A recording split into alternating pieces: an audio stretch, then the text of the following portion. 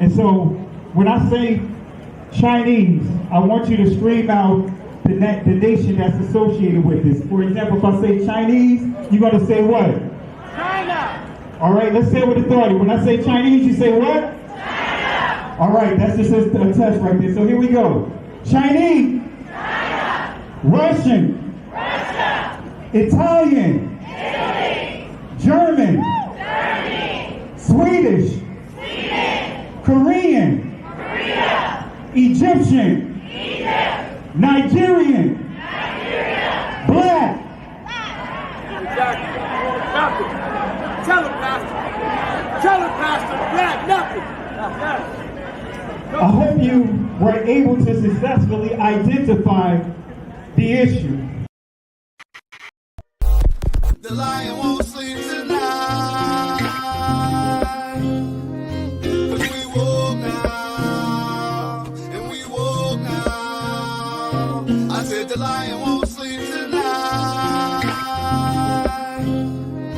'Cause we woke now, and we woke now. They want us to sell our souls to barter profit. Like God's property, it's hard to market. So we steady to aim, keep your eyes on target. Cause when you got to drive, yeah, they'd rather you park it. But I don't valet, you ain't getting these keys. I'm keeping closed hands, I'm on bended knee. I'm just a reflection, dealing with 8 sections. Art mixed with life, you can feel the convection. Your lion won't sleep tonight.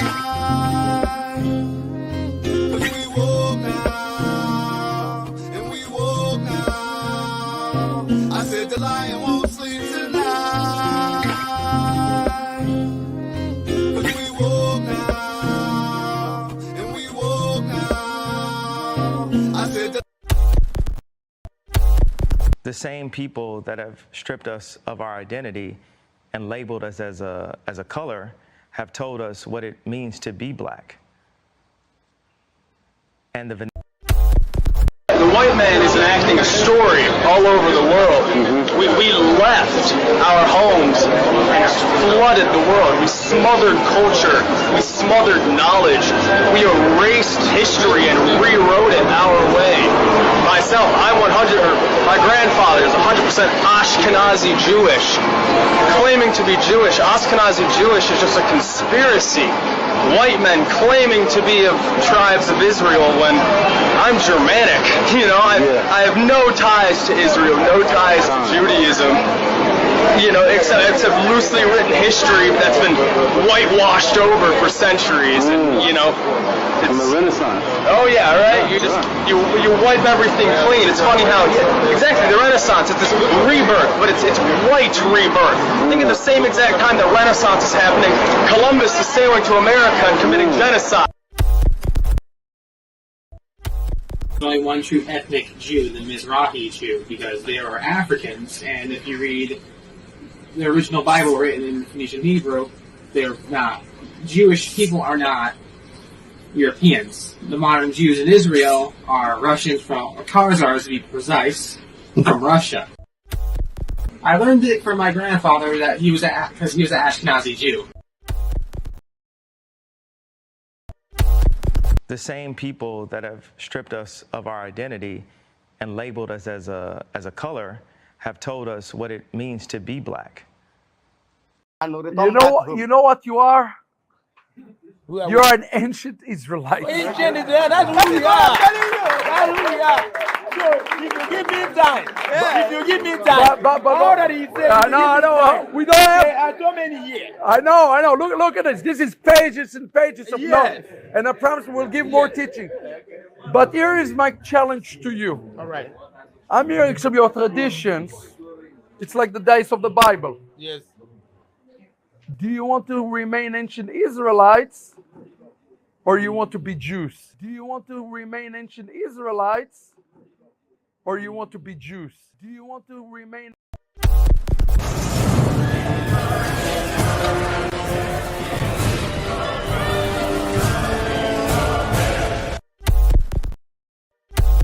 Assalamu alaikum. In the 13th tribe Arthur Koestler traces the origin of Eastern Europe's Jewish population that was largely decimated by the Nazi onslaught during the Second World War.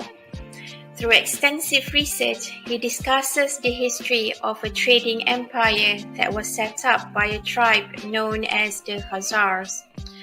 The Khazar Empire was located between the expanding power blocks of Christianity and Islam, and the people were converted to Judaism by their king as a way of standing apart from both. The Khazarians and their wealth were dispersed through the countries of Eastern Europe after the collapse of the Khazar Empire. The Khazarians were not a Semitic people that they called themselves Jews after their conversion to Judaism is as absurd as the Chinese Muslims calling themselves Arabs.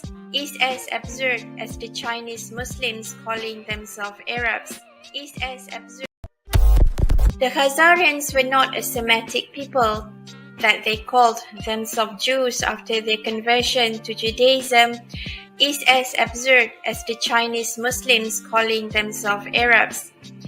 It is their descendants who later started the campaign for European Jews to return to Palestine, a land their ancestors never set foot on.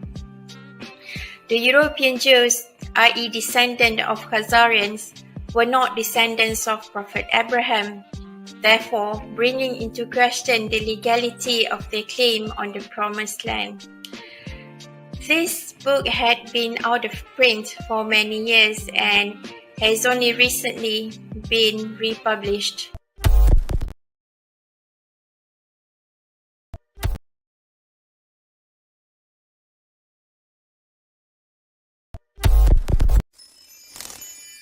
The true Jews of Israel are your black ancestors.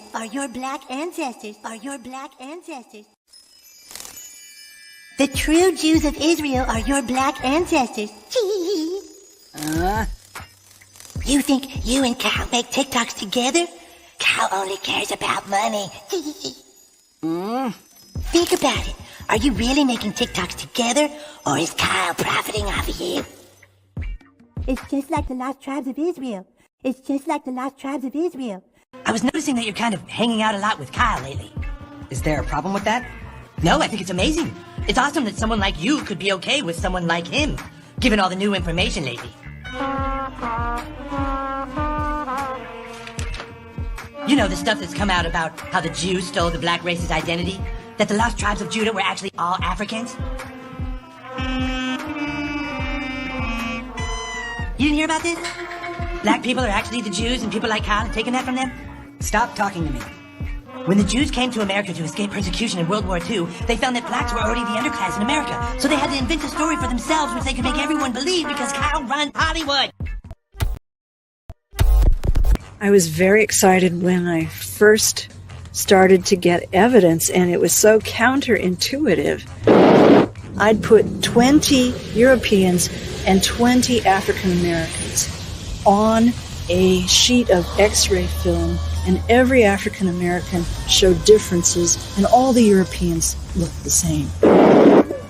And I thought I'd mislabeled something, or I thought I'd made some drastic mistake. And we kept repeating and repeating things. As we got more samples from different areas, I realized that it was a difference in the pattern, and that this whole new type of evidence based on mitochondria was going to change the way we thought about modern humans.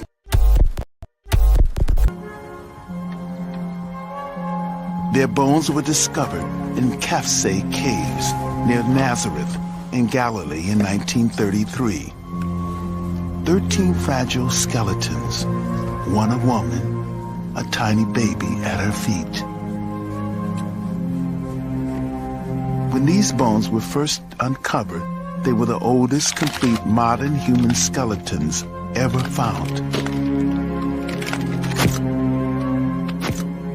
The numerous skeletons that have been found in caves in Israel at the sites of Kafse and Shkul show us that there were modern humans outside of Africa over 100,000 years ago.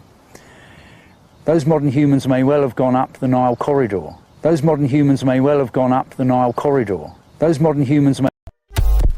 Wells comes face to face with the man he's been searching for. A new portrait of the common ancestor of every man today. Adam.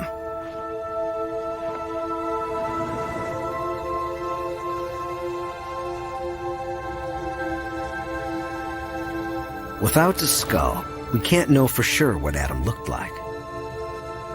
But a combination of genetic evidence, Bender's forensic skills, and cutting-edge computer software suggests he looked something like this. Thousands of years after the Bible, and hundreds of years after Michelangelo, we have a whole new face for Adam. But the CT scan has one more surprise for Alejandro. Shammai's ethnicity. Well, they have just told me that Shammai had a Nubian feature, which means that their ruling family was probably Nubian, and that was unexpected. Examining Shammai's anatomy closely, the thickness of his bones and the shape of his nasal cavity, the anthropologists think he was a black African, likely from neighboring Nubia. A huge revelation that challenges the prevailing image of the Egyptian ruling class.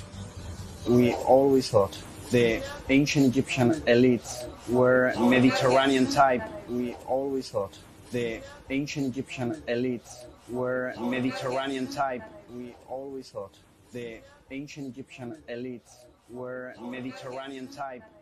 We always thought the ancient Egyptian elites were Mediterranean type. And in this sense, Shammai is representing the society of the frontier in which different ethnic groups were mixed. At the end, it doesn't matter the color of your skin. Shammai was Egyptian. At the end, it doesn't matter the color of your skin. Shammai was Egyptian. At the end. Now, the problem for me, it's not about color. It's not about white and black. This is a very reductive way to talk about things. This is the way that Americans talk about it. I'm very sorry. Like, I come from Egypt. Egypt has a very diverse color palette. People can look like me, or they can look deeper skin tone like Anwar Sadat, who comes from a Nubian origin. It's not about black and white. It's not about black and white. It's not about black and white. It just doesn't matter. It just doesn't matter. It just doesn't matter. It just doesn't matter. It just doesn't matter. It just doesn't matter. At the end, it doesn't matter the color of your skin. Shammai was Egyptian. At the end, it doesn't matter the color of your skin. Shammai was Egyptian. At the end, it doesn't matter the color of your skin. Shammai was Egyptian. It just doesn't matter. It just doesn't matter. It just doesn't matter. It just doesn't matter. It just doesn't I'm so glad you're here because you can bring great clarity. Can you tell us a little bit about the Sephardic Jews and how they were scattered because they went west? I sure can. Because the reason why I want to is because a lot of them, and a lot of people don't know this, are in the Caribbean. They are. In the islands. And you're one of them. I know that. I'm one of them. I know that. Because, you know, a lot of folk don't know that those roots are there. One of the first batches of slaves that came to Jamaica, they were the Sephardic Jews. It's documented. And they're all over the Caribbean, South America, Central America, and even the South Central United States. Wow. And DNA testing is a factor in all this now. Shalom, Dr. Kelly. Shalom, greetings, my brother. This is Kohen Hamadishe from Zimbabwe. I've been trying to get hold of you, but in vain. I want to respond to what to your question about us, the Lemba people, coming from the white man. I don't know where they got that information from. Whoever gave them that information did for a purpose. Maybe wanted to get some financial assistance and financial help, or so, I don't know. Was definitely, we are not from the white person. We are not. This can be traced, this can be investigated, whether using the DNA or using the oral history. You can use any type of research you can use. You will never find us being from the white Jews. The nearest you can get us is with the Yemenite Jews in Yemen. Those are our people. Those are our blood. Those are our kin. We left in Yemen when we went to Africa. We will not deny that. Because we share the same names. We share the same features. We share everything with them. Those are our people. Not the white men. It's wrong. It's totally wrong. Maybe someone who says that must produce some evidence or show some support to say that to show that we are from the white men. We are not. Look at our features. Look at how we our mentality. We are not from the white people. That is wrong. It just doesn't matter. It just doesn't matter. It just doesn't matter. It just doesn't matter. It just doesn't matter. It just doesn't matter. It just doesn't matter. It just doesn't matter. It just doesn't matter. It just doesn't matter.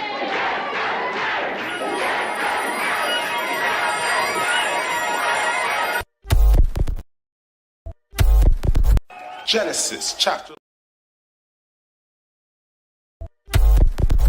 Genesis chapter 11, verse 10 explains the genealogy of Shem.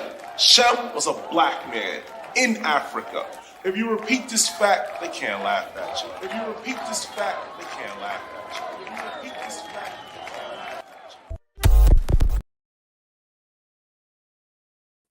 at you. Want to say peace and blessings to everyone. Want to apologize for my delay tonight. Apologies for being late tonight. Wasn't sure if I was going to do the live. I've just been, with a lot of things going on. I want to say thank you guys for the love and support for my my family during this time of bereavement. I really appreciate it for the love and support, especially with this, for those that are not aware, a relative of mine that was part of was murdered in regards to that racist Florida shooting. Angela Carr is a cousin of mine. And so really appreciate you guys for the love and support. In the prayers, because again, it's definitely hard to digest, the craziness, the things that she had to deal with, and the other victims down there. So, but it's one thing to hear about these mass shootings, but it's another thing when it's actually at your doorstep. So, family, really appreciate the love and support. And, we're just going to get into it tonight. I have some clips. Additional clips I want to share because I know that there's been a lot of talk in regards to hand gestures when it comes to, Freemasonry, when it comes to fraternities and sororities. And, even listening to a discussion that took place a few days ago in regards to fraternities and sororities. Don't want to stir up, the dust, so to speak, of the sensitivity of what's going on with the discussion right now in terms of hand gestures and all that. But I do want to touch on a much needed conversation, and that's the influence of these secret societies. I was listening to that conversation.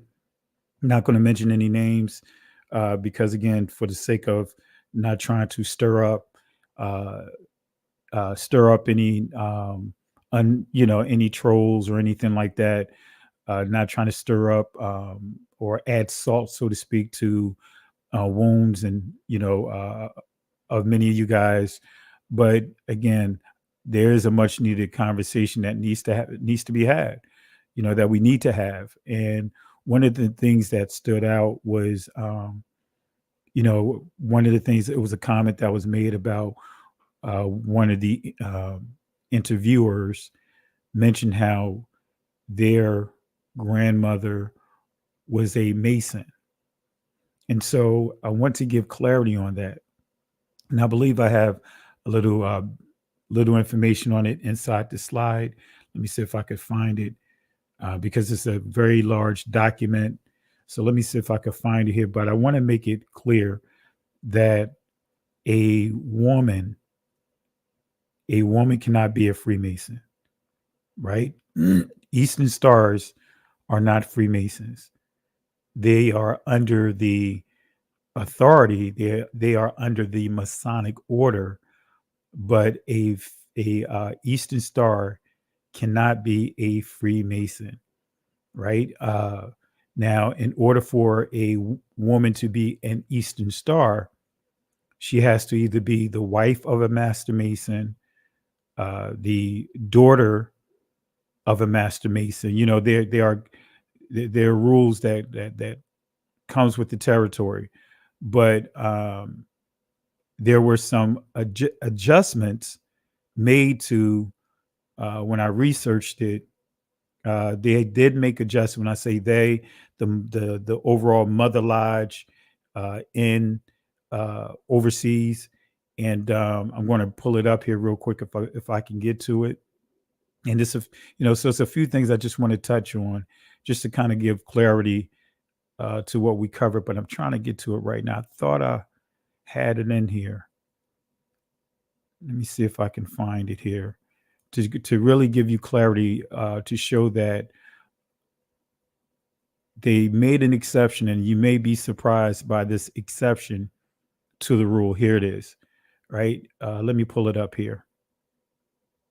You guys may be surprised at this exception to the rule. So what I'm going to do, I'm going to play a quick clip, and then I'll adjust my presentation to bring up that slide. So let's go ahead and just play a clip in between. This is witchcraft, right? That's occurring, that's being promoted among us. And I'm telling you, they're using sororities, they're using fraternities to push the agenda of witchcraft.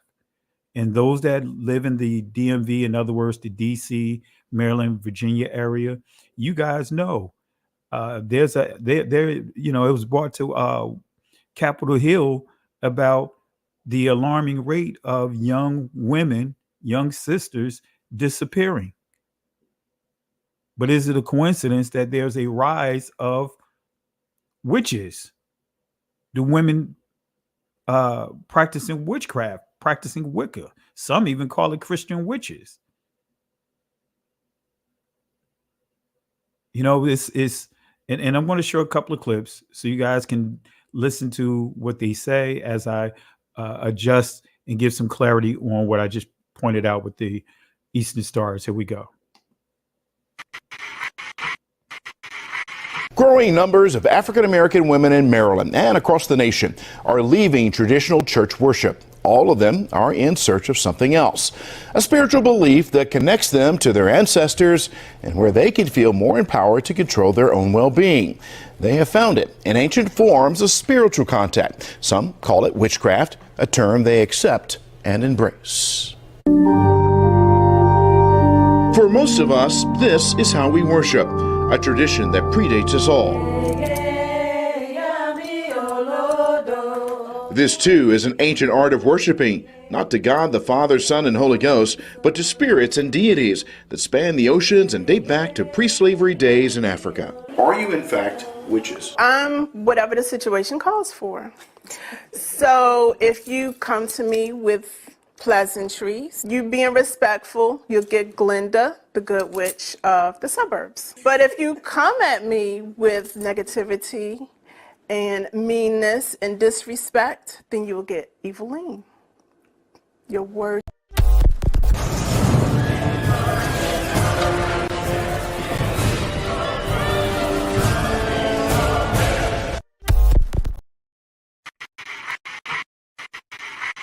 They have many names and titles and ranks within their belief system.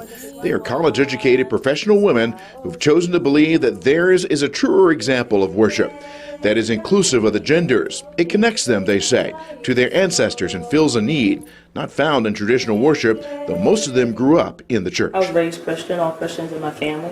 In fact, my grandfather was a preacher in the South. I also grew up Christian. I grew up Anglican in the Episcopal Church. The older I got, the more disconnect I felt. I was raised Baptist. My father is a deacon. My mom a deaconess. I was in church all the time. These women are part of a sect, Ile Ola Afefe Osa Meji, spiritual temple. They worship and offer prayers to Oshun, a predominant deity. She's the deity or the Orisha of aesthetics, beauty, sex, sensuality. They are growing numbers of African American women who have chosen for themselves a new life, leaving the church in search of more meaning in their lives. And yes, it can be called witchcraft. At a recent convention in Baltimore, more than 200 witches gathered, a sisterhood, but their spells are for good, not for evil.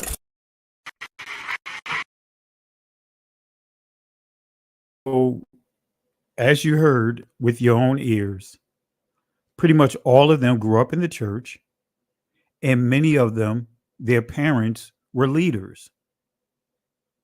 And I'm trying to upload this video here. I'm not sure if it's too large, but I'm trying to upload this video here, some clips that I have about Freemason masonry ceremonies being conducted in the church, right in the sanctuary. You know, and we have to call it what it is. You know, there's so many Baptist church, most of the pastors, especially in the black church, guess what? They are Freemasons. In the white church as well. I'm going to make it clear. Practicing Freemasonry.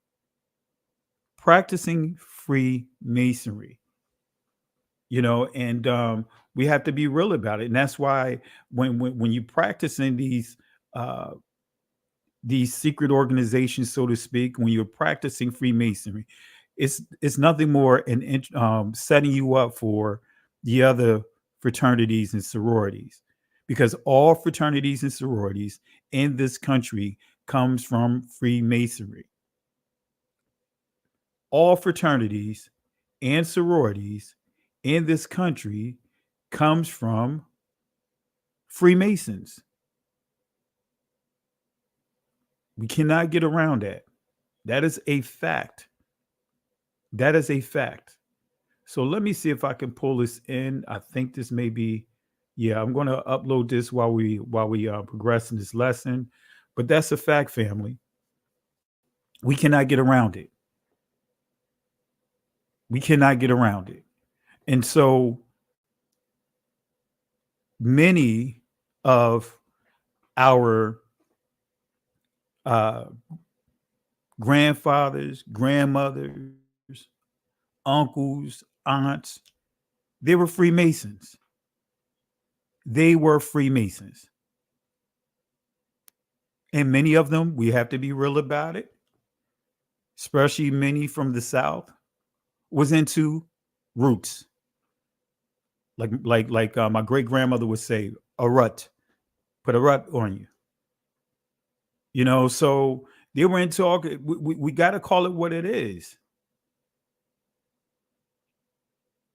You know, Freemasonry. And if we really understand Freemasonry, and this is some of the things that I just could not put my head around. When you study Freemasonry, right? When you study Prince Hall was the original gatekeeper. You had a position called the tireless sword. That person was responsible for watching the entrance of the lodge. Negroes couldn't go beyond that front door. He was, at that time, when he became a Mason, they allowed him to have the position of the Tyler sword. In other words, watch the front door. But he could not enter into the lodge. So he was a gatekeeper. He was a gatekeeper. And this is where we get the patterns, and this is where we get the term, really, when we think about it, the gatekeepers. See, Freemasonry, and not just Freemasonry, these religious systems, because Freemasonry is a religion. It's just a smorgasbord of religions. Because to be a Freemason, and this is why you have so much embedded within it, because all you have to do is believe that there is a supreme being. You have people that believe in Hinduism, Freemasons. You have Islam, Freemasons. You have satanic worshipers, Freemason, right across the board. So it's a smorgasbord. They created the blueprint on creating organizations. The Fraternal Order Police, like I shared early on in part 1. Matter of fact, what's interesting, when you study the history of Red Summer, which is 1919, you guys remember I did a teaching on that years ago, and I may have to bring that back out. It's been a while since I taught on that, and I think I just passed the anniversary of that, but I still want to deal with that. But 1919 Red Summer, which is also called Blood Summer, for 2 years, 3 years really, how over 3 dozen of our communities were the government declared war on, and they were bombing our people. They were using military artillery. Now, there's a place called Elaine, right? And you can look up the Elaine massacre, right? With Elaine, right? This place, Elaine, I believe it's Louisiana. Excuse me if I mix up it's either Louisiana or Mississippi. I can't remember. Forgive me, drawing a little blank. But Elaine, right? The sharecroppers. You guys already know what sharecropping is. The slave owners, right? They found another way of hustling our ancestors and keeping them enslaved by way of sharecropping. So yeah, Arkansas. Thank you, Blackwire. Appreciate it. So they use sharecropping as another form of slavery. So what they did to our ancestors, right? When they were free, all they knew was the plantation. They didn't have a place to go. So what the slave owners said, hey, you know what we'll do is we'll lease out part of the land. You cultivate it. We'll become partners in this. But the shystiness in that was they were overcharging them. They'll say, hey, you know what? This land is going to cost this amount. For you to stay on the property, this amount. For you to stay in that shack is going to cost this amount. And then they took all the harvest to the market, but our ancestors could not go with them. So we had to be completely trusting that they are being truthful with what they sold. So they'll go there, make all kinds of profits, but they'll come back and lie and say that they really made very minimal. So by the time they calculate all the expenses, they always held our people in debt. Right? So that way they can continue this perpetuation of slavery. Slavery did not officially end in this country until 1996. But there are cases, and they used the term domestics, that how they were they were lying and still bullying people, our ancestors, into slavery. Many of them didn't even know that they were free. But anyway, so my point that I'm making is what our ancestors decided to do. They decided that they were going to form a union. They were going to form a union for the farmers among our community to establish some way of protecting them from being swindled. Well, guess what that union, the framework of that union came from? They took the framework of that union from Freemasons. They had their lodge was pretty much they assembled in the church. Their charter from the church. They even paid those that was part of it had to pay dues. So they and within that union, every farmer, black farmer, I don't like to use the term black, but for the sake of conversation, they had to pledge and prove that they will protect the Constitution of this country. Yeah, that's one of the things that not just Freemasons, but when you look at all these fraternities and sororities, they have a set of commandments, 10 commandments for each fraternity and sorority. But anyway, that's a whole nother discussion. So in a nutshell, our people created a system that from the beginning didn't accept us, but created a system based off that system to further protect the very people that created laws to keep us enslaved. So they took on the practice of, again, Freemasonry by way of the union. And if you look up the unions are based off of Freemasonry. The whole framework are Freemasons. Freemasons created the Fraternal Order of Police. We went over that. All right. So the reason why I brought that up is for us to understand the impact of Freemasonry, the impact of fraternities and sororities. Boule. Boule means Greek council. When you study the Divine Nine, the Hellenistic or Hellenized council. In other words, you guys know what Hellenized mean? So why is it that our people are embracing a culture that was never ours? Because we've been sold a bill of goods.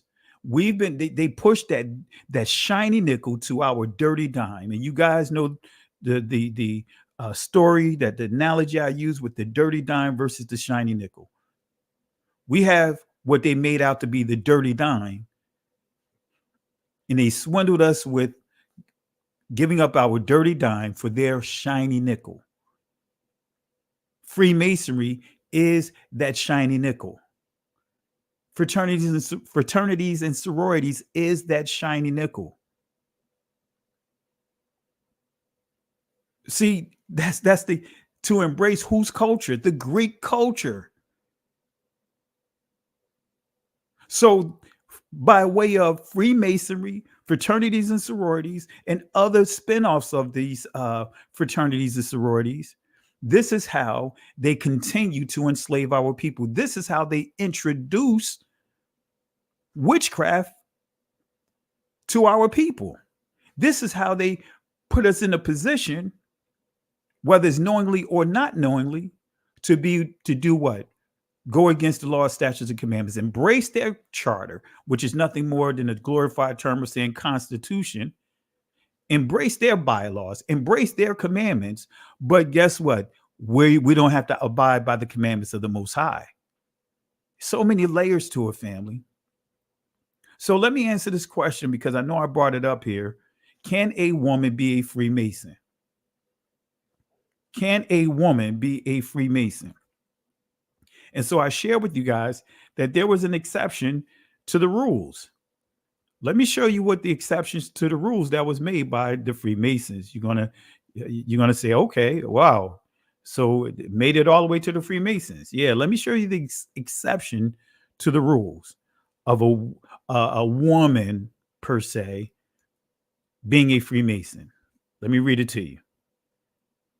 Right? Freemasons, to allow women to be members, But here's the kicker, but only if they were first joined as men.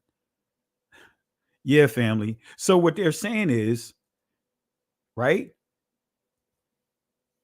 A man that have crossed over, had the surgery in an attempt to change his gender to a woman can be a Freemason. That's the conditions. If they were if they were a man at the time, if they had the surgery while they were already Freemasons. So I'll read it here so that way you could see the text of this. But it says here, the Freemasons will allow women to be members for the first time in their history. Come on, family. You see how the pronouns reach about fraternities and sororities, starting with Freemasonry. The Freemasons will allow women to be members for the first time in their history, but only if they were men at the time of joining. The secretive group released a report on its gender reassignment. The Freemasons will allow women to be members for the first time in their history, but only if they were men at the time of joining. The secretive group released a report on its gender assignment. Okay, so technically, they still don't allow women to be in there. But should we be surprised even with what they wrote here? Because Freemasonry is a perverted religion. It's a religion, no matter how you look at it.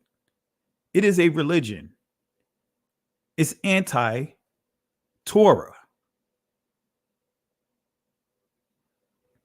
And as I pointed out,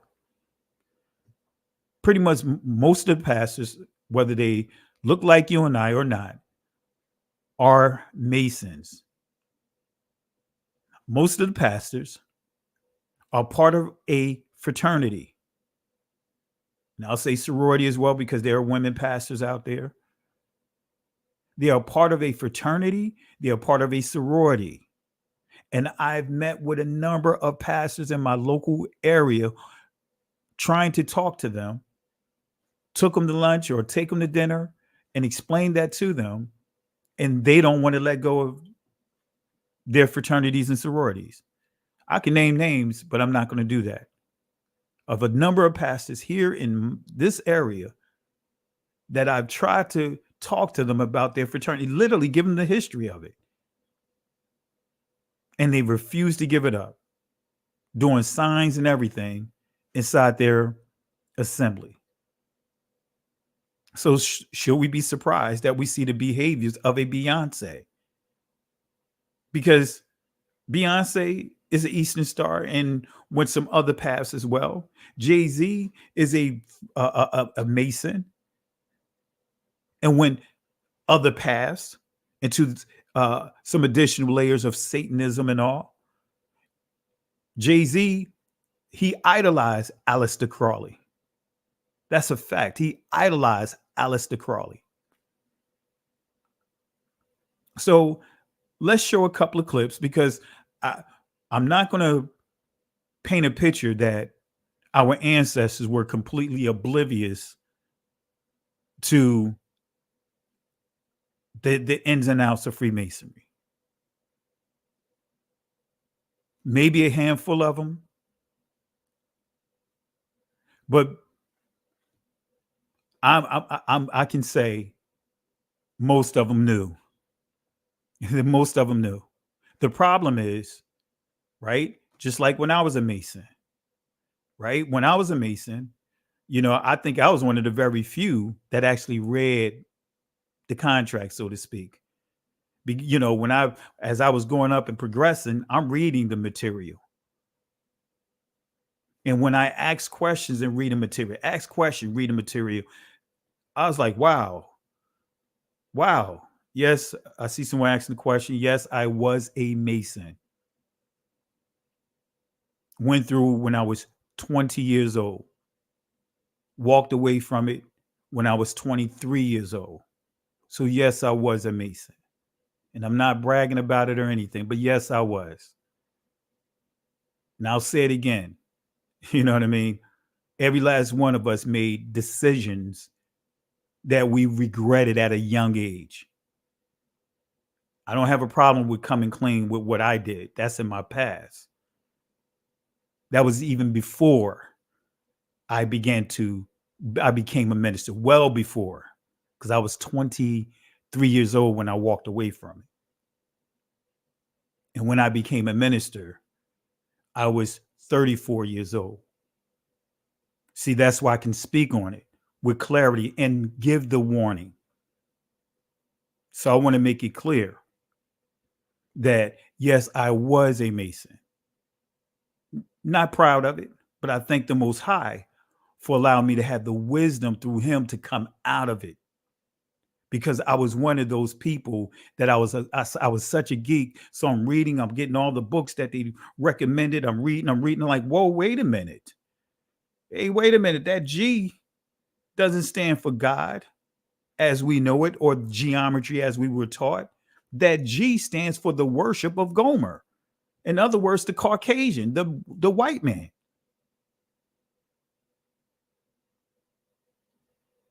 So I'll make this clear for some of you guys that may run with, hey, pastor was a Freemason. But you don't have a problem with the Most High saving Nebuchadnezzar, the king of Babylon. Yeah, read your scriptures. The king of Babylon died with a relationship with the Most High, and he wasn't a blood descendant of Israel.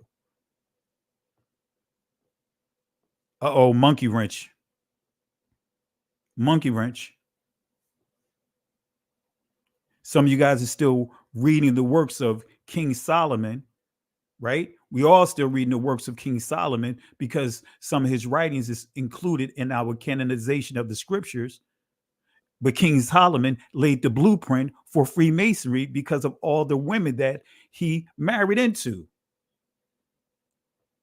And the scripture says he died not in the way of the Father. So I want to just put that out there because I know sometimes we could get on our high horses, but I'm a geek, man. When I say I'm a geek in the true tense. A geek in the true tense.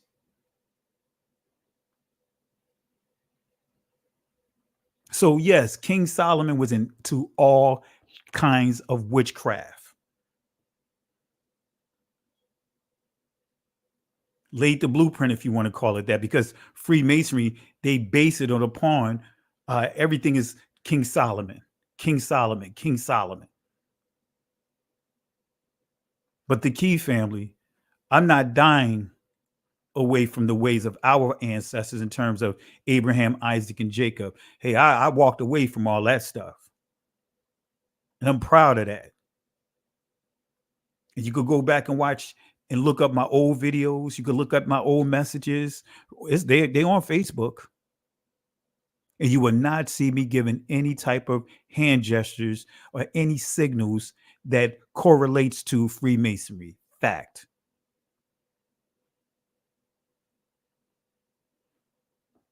And matter of fact, truth be told, Solomon is not even the name that the Most High gave him. Look it up.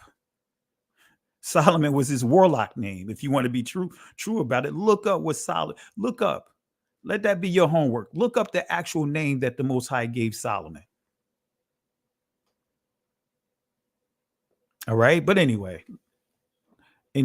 So let me show you a couple of clips about the, as I made reference to, in terms of the church, this particular Baptist church having what you want to call it, a ceremony in the church. The pastor left. The ministers left. I mean, not the ministers, the people had to leave the room, leave the sanctuary for the Masons to have their rituals inside of it. Come on, family. And we think that that's the Most High. We know better. Come on, family. I'm not making excuses up for any of my relatives, whether they were uncles, whether they were aunts. I'm not making any excuses. I will say this. Hey, when it's all said and done, the Most High is going to have his final judgment, his final say on everything. But according to the word, according to our Dabar HaQuadash, that's witchcraft. Yes, the Most High wink at our ignorance. And the Most High winked at Israel's ignorance for a little bit, when they came out of Egypt for 3 months, right? For 3 months, the Most High had to correct them like 4 or 5 times. But guess what? 3 months, Gamal is the third letter of the Hebrew Aleph Bayat, which means maturity. It means weaned. So 3 months later, the Most High gave them the commandments, saying, hey, you are on the clock. So for me, I don't have a heaven or hell to put anyone in. But guess what? Each one of us can make a decision that can place us right into that. I'm going to leave certain things into the hands of the Most High, but he does make it clear in his word what we are to do and what we are not to do. I'll say it again, what we are to do and what we are not to do. But anyway, let me go and play a couple of these clips. First, give honor to God and that Holy Spirit, who's the pastor of the head of this non-blessed organizers. Pastor, thank you for allowing us to sit in on your service. Instead of doing the second service this evening, Dixie, you would have had to pay him. We got off. We got left.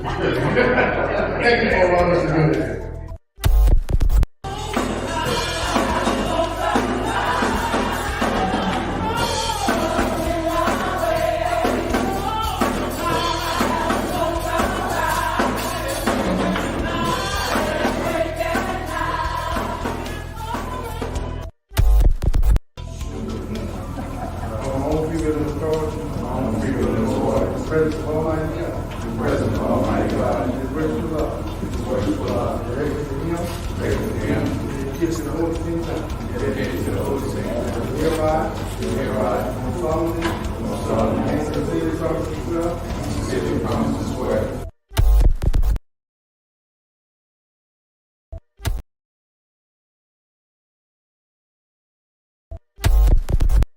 Regular attendance on the stage is another reason that the law is necessary.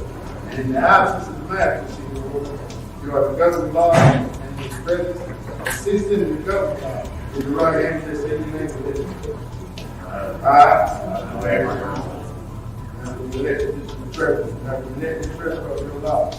You agree to be a good man too, and strictly obey the moral law.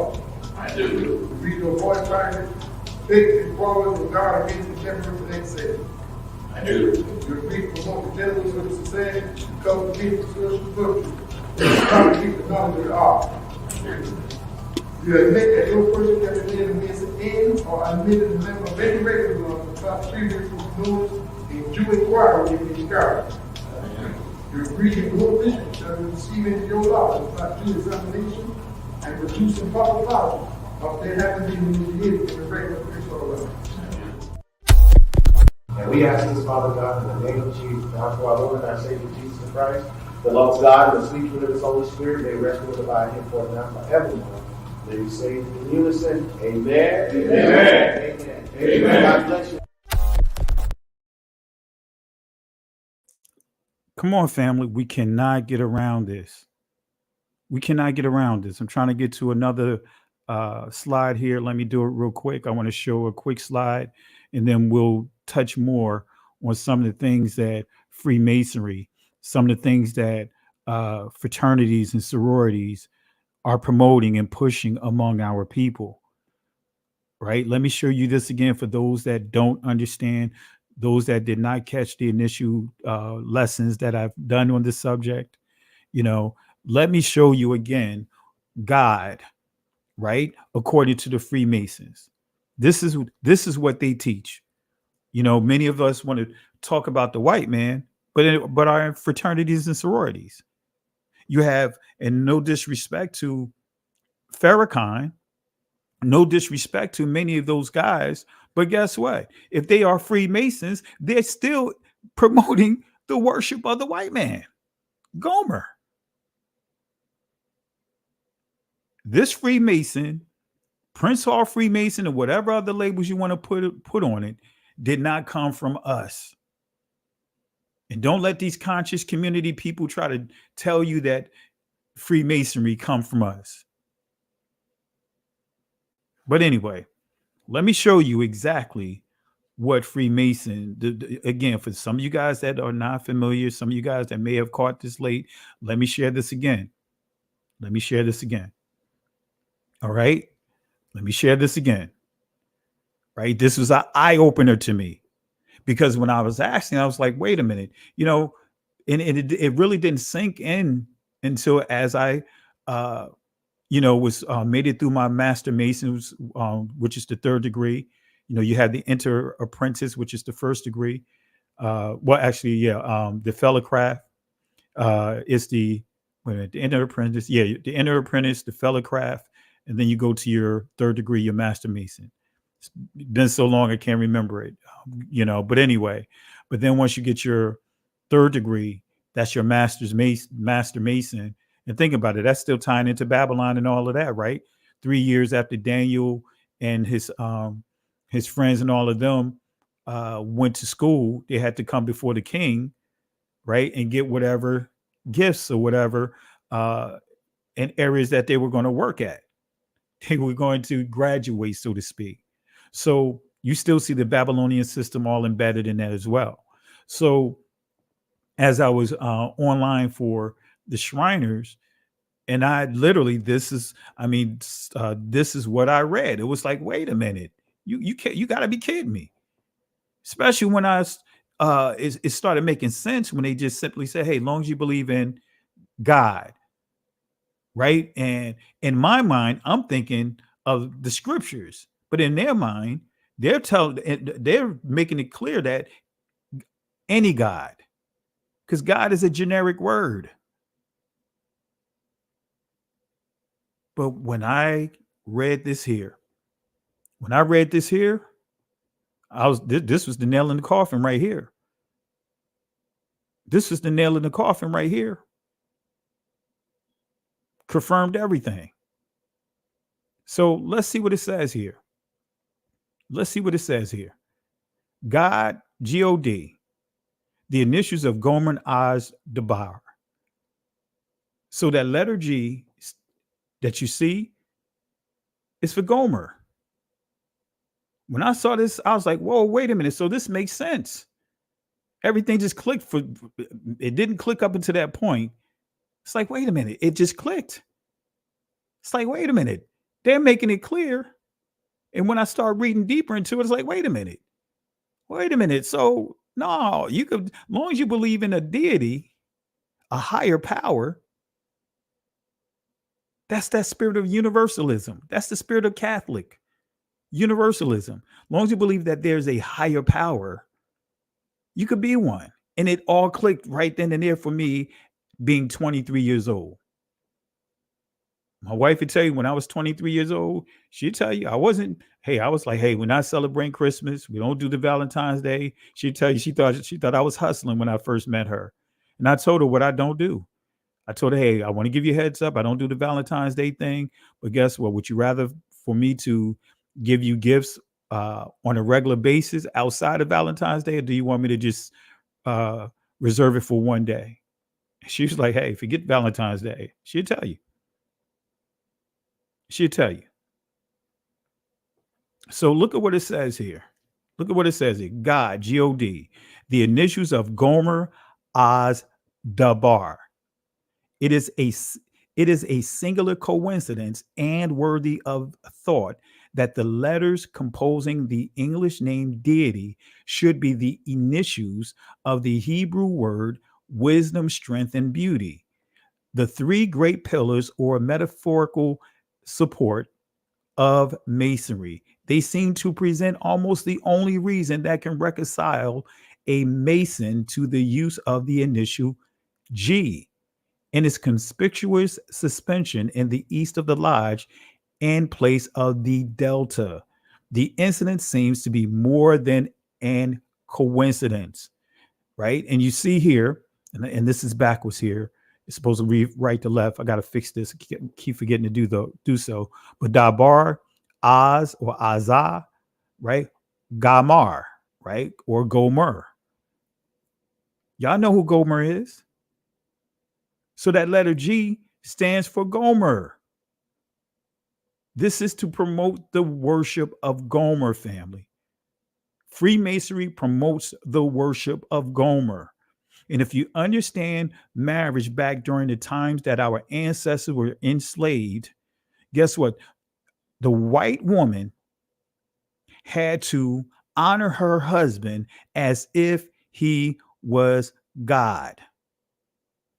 That's a fact. Matter of fact, since I brought it up, let me bring up a presentation that has some of my notes in it, that have a source in it. Let me bring it up. Since I mentioned it, let me see here. Let me bring it up here. Yeah, family, they did a job on us. They did a job on us because at one time, up until the early 20th century, it was legal for white men to beat their wives, to spank them like they was kids, to put a belt on them. Look it up.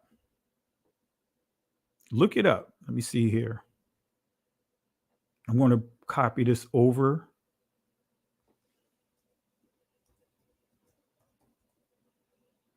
All right, let's see here.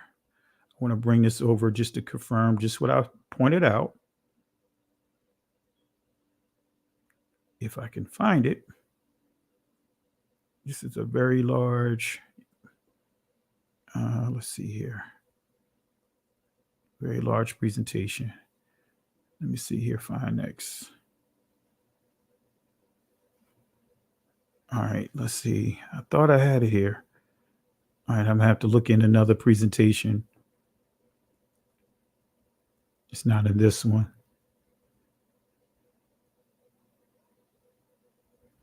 All right, let me bring up another one, family. Let me bring up another presentation. Let's see. Let's try this one, maybe in this one. Let's see if you find this one. Marriage.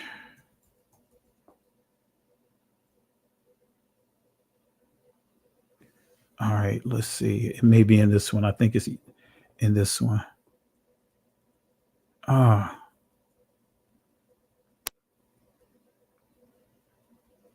Yeah, I'm gonna have to index. Let me try one more. And because I really want you guys to see this. I don't like to just mention something without showing sources on it. All right, let's see here.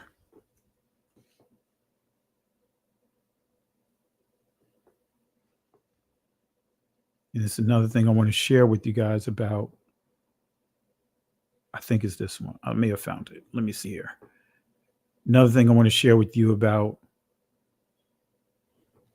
that Eastern Star image. All right, let's see here. Yeah, I think I found it. So I'm going to share, I'm going to copy this over. Right, just so you can understand the worship of Gomer. All right, so let's go down to where I was. And I'm going to just copy this over into the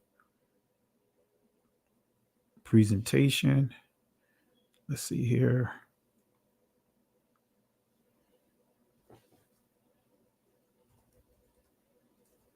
All right, let's see, Gomer. All right. So I'm going to copy this over so you guys can see.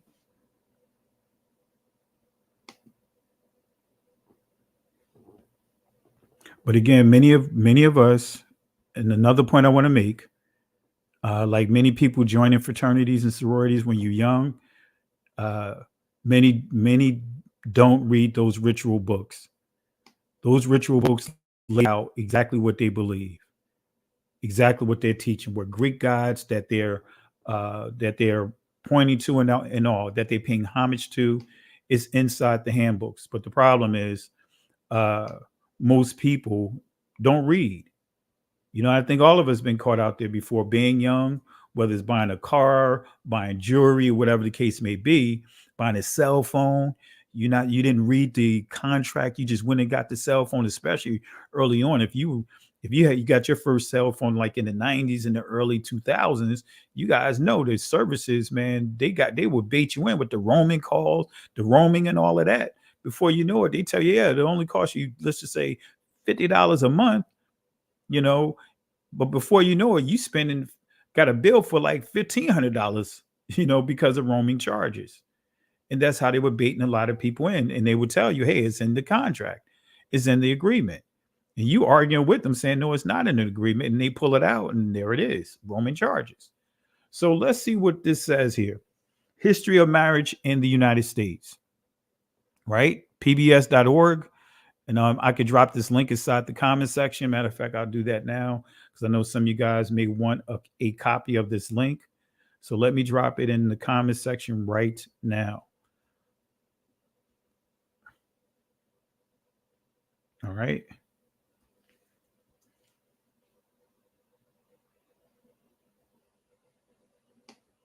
All right. So let me see here, just looking at the comments here, making sure I didn't miss anything here. All right, let me look at the chats. All right, we good. All right, so notice what it says here, right? Marriage isn't what it used to be. As America has evolved over the centuries, so too has the institution of marriage. In colonial times, marriage was largely a matter of property and reproduction. When a colonial woman married, she gave up any legal right as an individual. She was legally bound to obey her husband just as she would obey God. And when you understand the child support laws, they weren't for our people. They were to protect the white woman, the colonial woman. So I'll read this portion again. When a colonial woman married, she gave up any legal rights as an individual. She was legally bound to obey her husband just as she would obey God. So again, Freemasonry is going to promote the worship of Gomer. And you know who's the sons of Gomer. You know who the influences of the different nations that came out of the loins of Gomer. Is that the reason why many within our community has this draw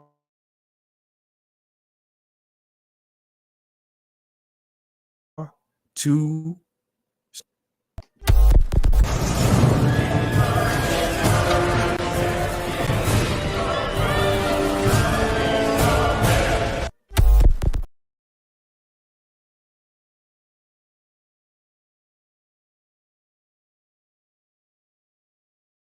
with it, family? Let me close some of these browsers down because it's starting to, and I forgot to open my thing up in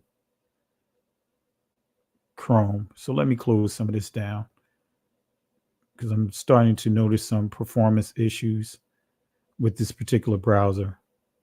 Let me close some of this stuff down. Let me close out some of these presentations too that I don't need to have open. I had Chrome open, but I didn't launch Chrome. I should have. Let me close. I'm going to leave that open for now. Let me close down some of this stuff. You guys know, you guys probably guilty of it too. Have 1,000 windows open at one time. All right. So let me close some of this down so that way it doesn't interrupt with my processor. Okay. All right. So let's continue, family. Let's continue. All right. Why is this important to know? Genesis chapter 10, verse 2. Notice what it says, right? The sons of Japheth, Gomer, and Magog, Madai, Javan, Tubal, Meshech, Tiras, right? Sons of Japheth, Gomer. We also see some of the additional sons of Gomer, like Meshech is Russia or Moscow, right? We see, and I broke this down in the previous lesson. All right, so we know, let me go to another portion of them, fast forwarding. All right, when we go to verse 5. And the sons of Gomer, Ashkenaz, right? Riphath and Togarmah. Here's some key names here. The sons of Javan, Elisha, and we have Tarshish, Kittim, Dodanin. So those are some key names there. Because you pay attention to these names, this is where you see the Greeks. You see some of the other communities that have what? Enslaved us. When you see Ashkenaz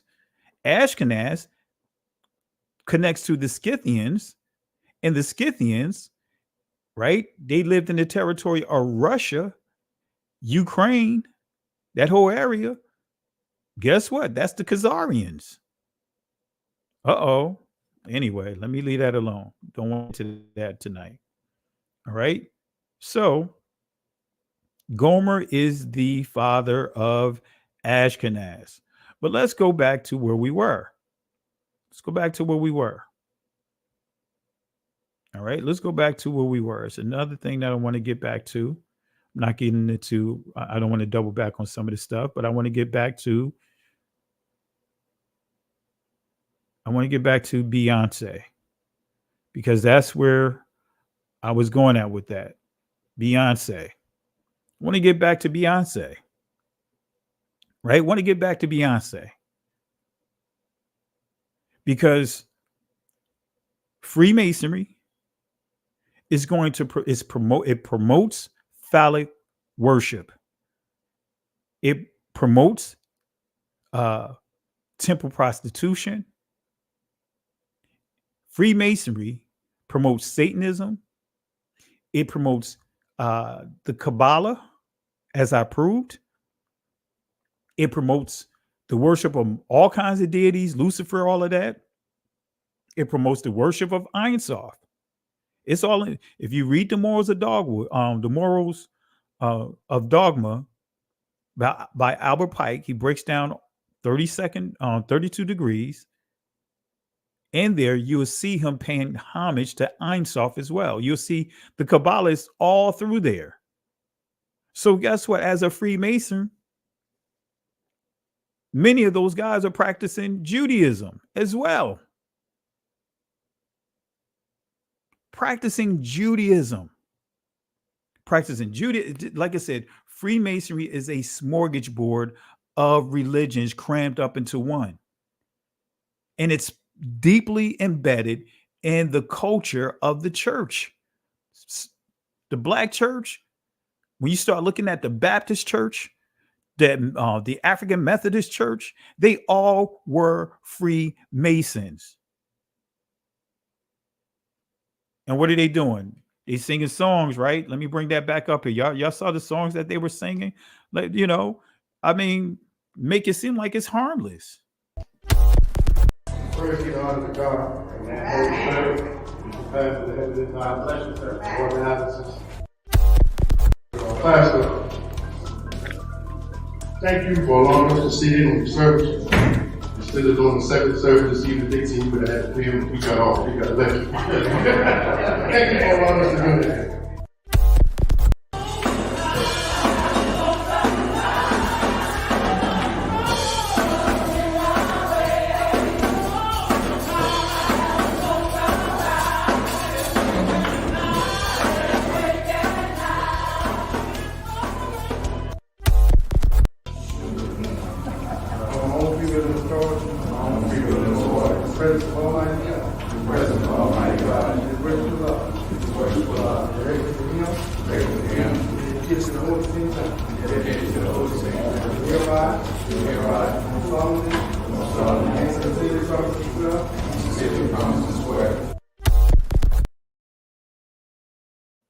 So why did they feel the need to kick the pastor out? Kick the rest of the members out? Since they all worshiping the same Most High, supposedly. Why did they kick them out? So, family, again, these are the conversations we need to have, truth be told. I am glad that I had the conversations with my daughters. Whatever choices they make, it's on them. But I had the conversations with them. I remember our middle daughter was like, hey, she told me, she was like, Dad, they're trying to, they all up in her school at ODU pushing witchcraft. See, I warn my daughters, whatever they do, that's on them. But I want to have peace in my soul knowing that I prepared them the right way. Come on, family. We got to be real about this. Hip hop. Guess what? They used Freemasonry. They used fraternities and sororities. They used all these different tools to get hip hop to where it is today. I was listening to I can't remember the rapper name that's from I think Cleveland or one of those areas. He told nothing but the truth. He said, man, because hip hop is in the tanks now. Record companies are not looking for hip hop artists. There haven't been a number one hip hop. Number one hip hop record, hip hop song being number one in all, in the popular charts. They said it's been quite some time since that has happened. Because now all they're doing is what? Teaching the same. They're doing the same thing. He said, crazy. This is some crazy stuff. Literally saying they said, they trying to get away from stuff. They go out to the club or whatever, and they all they hearing is songs of what? Serial killers. Say hip hop is depressing. It's like, pretty much every time you turn around, somebody murdering somebody scamming to murder somebody thinking about murder somebody. That is what? The psychic of a serial killer. That's not how hip hop used to be. Especially those that came up in the 80s, the 90s. Hip hop was all about, hey, if you was an MC, right? If you was an MC, you had to put time into writing your stuff out. It was all about having a full album. Not with all kinds of special guests on there, cameos on there. Anyway, that's a whole nother discussion. So when we deal with Beyonce, and I remember his name is Pastor G. Craig Lewis, right? He into some crazy stuff now, but I'm not, but I will say he did a great job when he put a series together based upon hip hop at that time. And guess what? A lot of gospel artists was part of this thing too, called the God Conscious.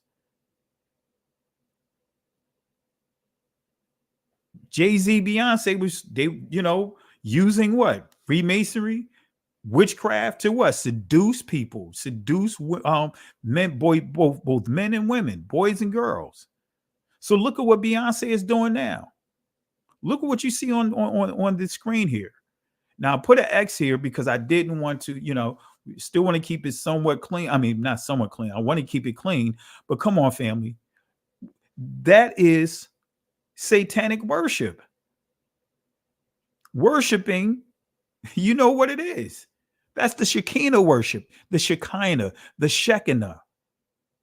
See, many of you guys, when you see them making this gesture, that gesture with the deltas, I'll go back here. This delta sign, right? Let me pull it up here real quick. That delta sign, guess what? That is a yoni. That is not just a pyramid. That is the yoni. That is the female reproductive organ. As I taught, when you study about I read up on Aleister Crowley. I have a lesson that I did on the influence of Aleister Crowley had on Jay-Z and had on many of the hip hop in that era. Look, I was in that arena. And when I say that arena, I was a rapper and I was a producer. I walked away from a multi deal on the table. Walked away from it. 20 track album. My stage name back in the day was Clear Thoughts. And I guarantee you, if some of you guys heard it, you'd be like, man, Pastor, that was pretty good at you. You know what I mean? But anyway, I'm not trying to brag on myself or nothing like that. It's not about that. So let me humble myself. But I thank the Most High for removing me from that because I saw a lot of crazy stuff. Things that they were trying to pull me into. Now I was like, nah, you'd be surprised. Especially those back in the day going to the Jack the Rappers and all of that. The stuff that was going on there. The gays. The DL thing that was going on among the brothers. It's a lot of stuff that was going on back then. But anyway, so that there is not just a diamond. It's not just a pyramid. Yes, we see the delta. That's why they call themselves the deltas. But it has more of a deeper significance than that. It is the female reproductive organ. It's called the yoni. Right? Now let me bring that up here. I think I have it on right here. Right? The female delta. See, Eliphas Levi, Judaism and all that, they pulled from a lot of different cultures. The Maccabee Jewish mystical system, they pulled from a lot of different places. From Egypt, from Hinduism, you name it. They pulled it all up in there. So that hand position is the female, that's the female reproductive organ that is being formed here. That's why they call themselves what? The delta. The deltas. It's more to it than just the triangle. Which leads us back right here to this triangle that Beyonce has on the stage. Come on, family. If you took this leg and flipped it around, you would have the five-pointed star right here. If I could just cut and paste this, and then this portion of the leg, rotate it, right, 180 degrees, and then bring it over here and line it up, it'll fall right into a five-pointed star. The hexagram. So this is what is being pushed right now. And again, it's all about these secret societies, family. We got to be real about it. All of us was exposed to it, and many didn't even know you were being exposed to it. Islam is all about Freemasonry. Guess what? The Kemet community is all about Freemasonry. The church is all about Freemasonry. You know, and some would say, oh, no, we're not Freemasons. Yes, you are. You part of the fraternities and sororities. You're Freemasons. They even try to come up with a Christian spin on it by having Christian fraternities.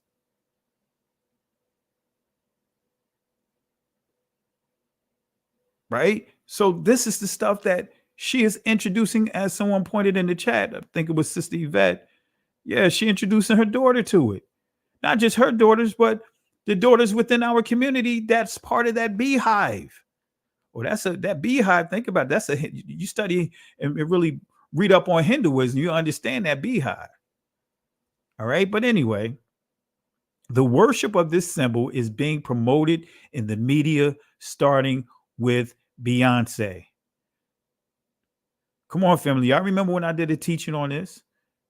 This is Beyonce in her video, that Oshun video, right? Forming a yoni. Forming a yoni. forming a yani. I'm going to do something real quick, and then I'll do it real quick so you guys can see exactly what is being promoted in front of our eyes. That's what you got to understand. These are tricks of Aleister Crowley. See, what really made Aleister Crowley really famous was the fact that he created backmasking. In other words, reverse, putting his messages in reverse. So when like the old vinyl, because I remember Run DMC when I was DJing and I was cutting up. Yeah, I used to do a lot with that. And I remember I was running it back, man, to Walk This Way. And I was like, wait a minute. And when I was running it backwards, playing it backwards so I could cue it up to do my little scratching, I heard it say, "Hail Satan."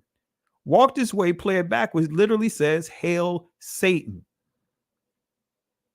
I literally stopped what I was doing. I mean, literally, I dropped my earphones. I couldn't believe it. Called my brothers in, older brothers, like, look, listen to what it says. And it was like, it says "Hell Satan."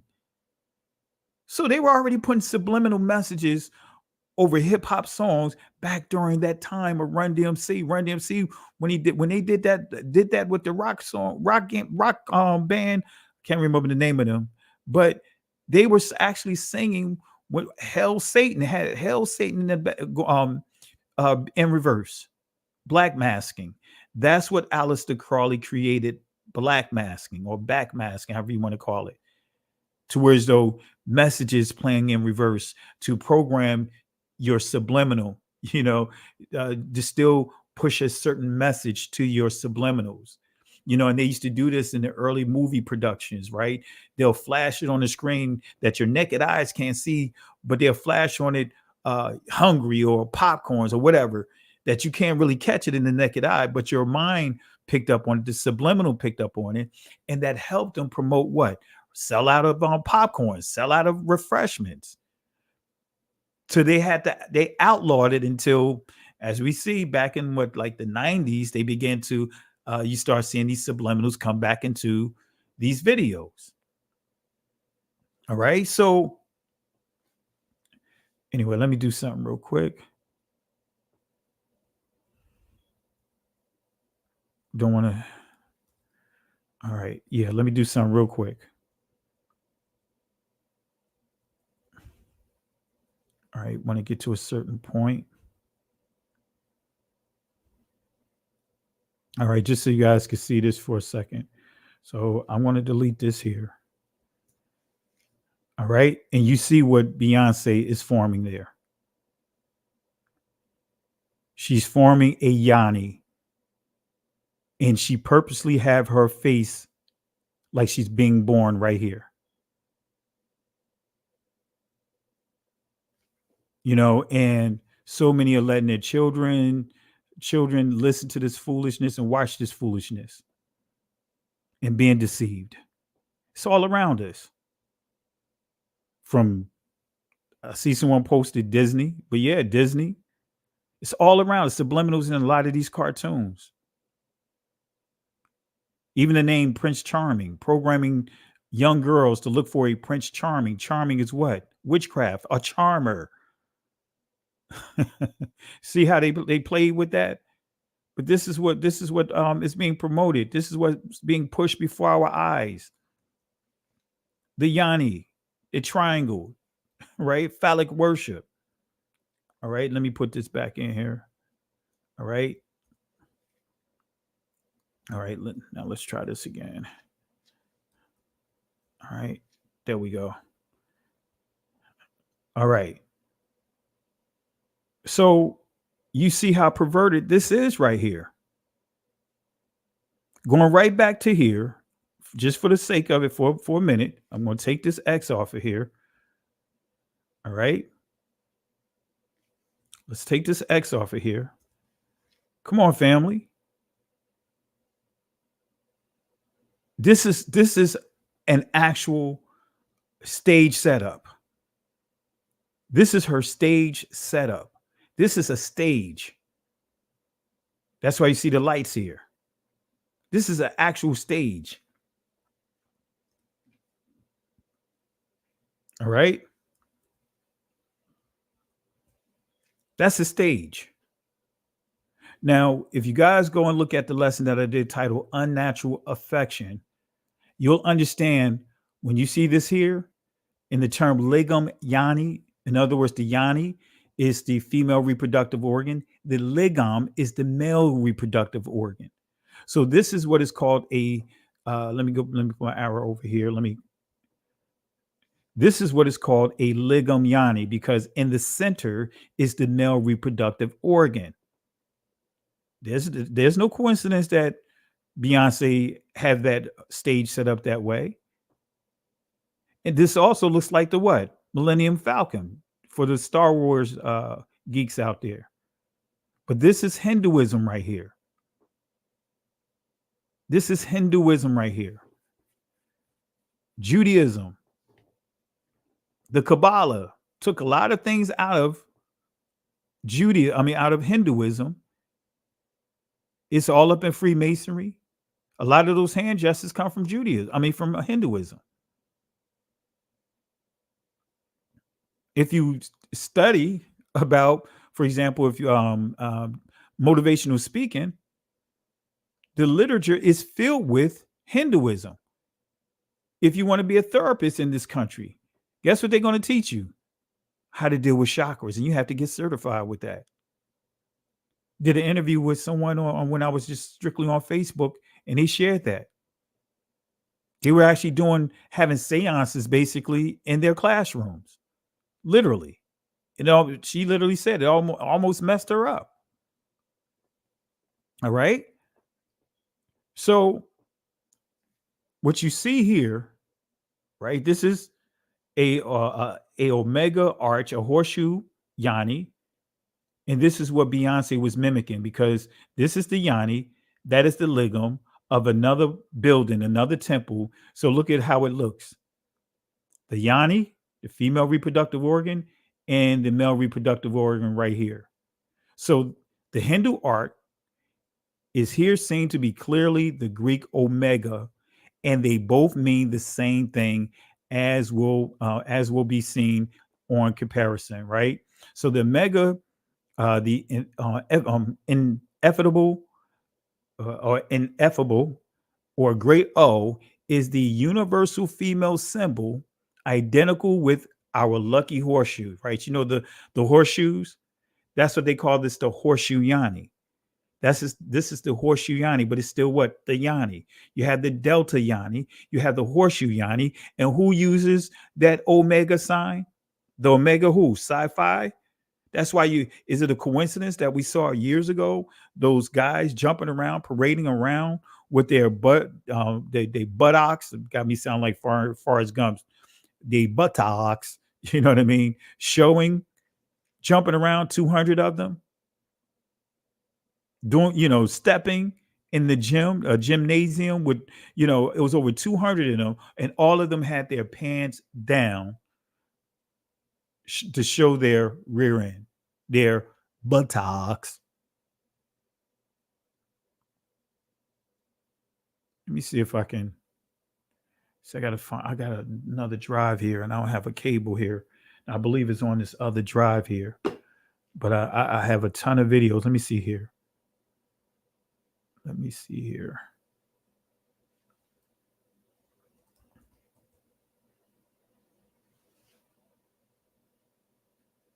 It was viral. It was all in the news, right? I don't have time to look for it, but it was all in the news. Just Google it. You may be able to find it. Let me see if I could Google it, and I'll drop the link for you guys to see it. Let me see here.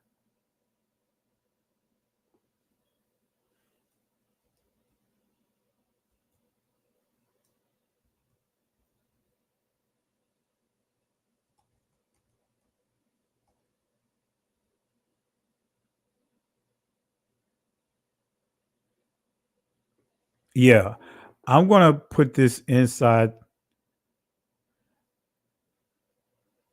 Yeah, I think they may have it blurred out. If so, I will pull it up here.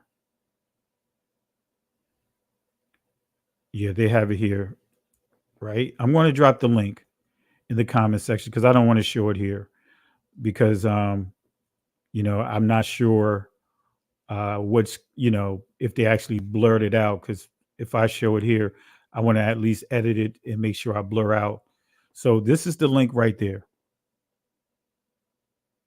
And that's the Omegas back in 19. I think this video is from, let me make sure I got it correct. I think the video, let me see here. Come on. All right. When was this done? This is 7 years ago, right? And the Omegas, they were literally over 200 of them stepping with their pants down. Showing their butts, showing their buttocks, right? In my Forrest Gump imitation. Hundreds of them. Homosexuality, perversion, and that comes with when you start understanding these mystical systems. Yeah, I'm not gonna show it because they didn't blur it out, because I would have blurred it out. So I'm not even going to show it. But you have the link right there. So the Omega Psi-Phi, guess what? They use the what? The Omega, the Yanni, still promoting sexual perversions, right? Because remember, as I show you here, Hindu, as I show you in the notes, and I can bring up another couple of slides in here and show you perversions within Hinduism. So it says here, is the universal female symbol identical with our lucky horseshoe and finds its most vigorous expression in the very holy Indian combination, right? Much used in Hindu architecture, sketch roughly where the lingam is seen through Yanni, Omega, or Great O. So the Yanni, the Delta, the Omega, which is the horseshoe Yanni, or the Great O, right? And let me see here. So Beyonce is promoting the worship of Yanni. Beyonce is promoting the worship of Oshun, right? See, this is what we have to be careful. This is what Beyonce is pushing. Look at the images here, right? Remember that song she had? I can't play it because I know if I played it, they're gonna give me a copyright. So I'm not even going to play it. But look at this here. Look at what she's promoting. So in that song Black Parade, and I have the lyrics here. It says, I'm going back, where my roots ain't watered down, growing like a bobob tree, or of life on fertile ground. Ancestors put me on game, Ankh charms on gold chains with my Oshun energy. So she's promoting charms, chakras, and the whole nine. Oshun, right? Charge my crystals in a full moon. You could send the missiles. I send my goons. All right. So think about this, right? And she goes on to say, as she said, rubber bullets bouncing off me and all that stuff. But remember those video clips that I shared with you about those sisters? What were they worshiping? Let's go back here. Let's see what these witches were worshiping, because she's worshiping Oshun. Let's see what these sisters are worshiping. Growing numbers of African American women in Maryland and across the nation are leaving traditional church worship. All of them are in search of something else, a spiritual belief that connects them to their ancestors and where they can feel more empowered to control their own well-being. They have found it in ancient forms of spiritual contact. Some call it witchcraft, a term they accept and embrace. For most of us, this is how we worship, a tradition that predates us all.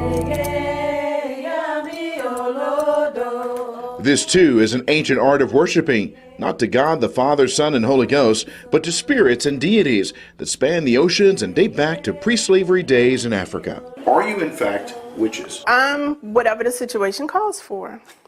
So if you come to me with pleasantries. You being respectful, you'll get Glinda, the good witch of the suburbs. But if you come at me with negativity and meanness and disrespect, then you'll get Eveline. They have many names and titles and ranks within their belief system. They are college-educated professional women who've chosen to believe that theirs is a truer example of worship that is inclusive of the genders. It connects them, they say, to their ancestors and fills a need not found in traditional worship, though most of them grew up in the church. I was raised Christian, all Christians in my family. In fact, my grandfather was a preacher in the South. I also grew up Christian. I grew up Anglican in the Episcopal Church. The older I got, the more disconnect I felt. I was raised Baptist. My father is a deacon. My mom a deaconess. I was in church all the time. These women are part of a sect, Ile Ola Afefe Osa Meji, spiritual temple.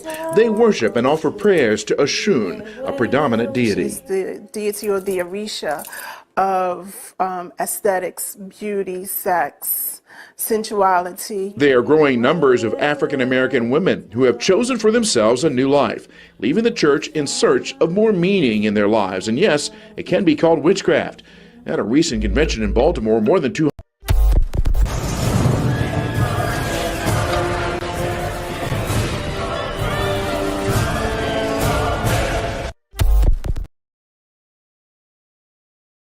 heard them. They said that they are worshiping Oshun.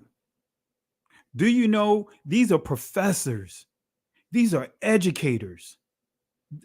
You heard in the video, they are educators. That is the playbook. When you look at these pronoun groups, their playbook is what? Catching our kids while they're young. We was having this conversation in Bible study this past Tuesday when I was teaching on this, how in the school systems, they introducing our kids to, homosexuality. They're introducing them to the Greek culture and all of that. But they can't teach anything from the Bible. So they're already being introduced to these cultures, to these things. That's what, by the time they get to a certain age, if you're not training your children up the way that they should go, man, it's going to be hard for them to go a certain path. They'll be easily persuaded to go elsewhere. Come on, family. This is why it's important. We have to have these discussions, family. See, this is stuff I teach on a regular basis. Now, I used to do this on Facebook all the time, but Facebook began to, and Sister Carol can attest to it, they start locking down my channel, start doing all kinds of crazy stuff on there. So she and a few others convinced me to start to come over here to YouTube, but because I was about to give up on social media. But a lot of these teachings, I've been teaching this stuff for years on top of years. So here it is, Beyonce, right? Took the playbook, we got to be real about it, from Freemasonry. And guess what? Freemasonry is part of the fiber of the Black church. Matter of fact, of church in general. But that is the very fiber of the church. We cannot get around it.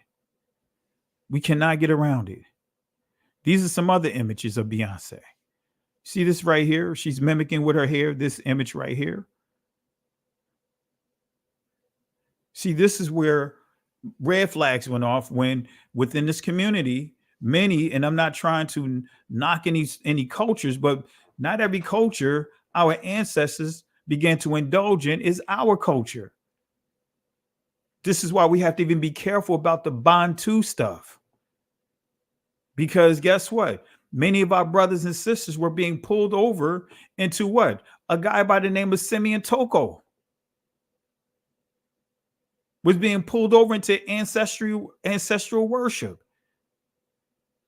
Good intentions, because you want to, rightfully so, we want to connect to the motherland per se.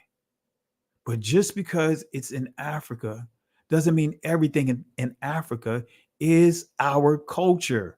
We are Israelites. And guess what? Israel is in Africa, Northeast Africa.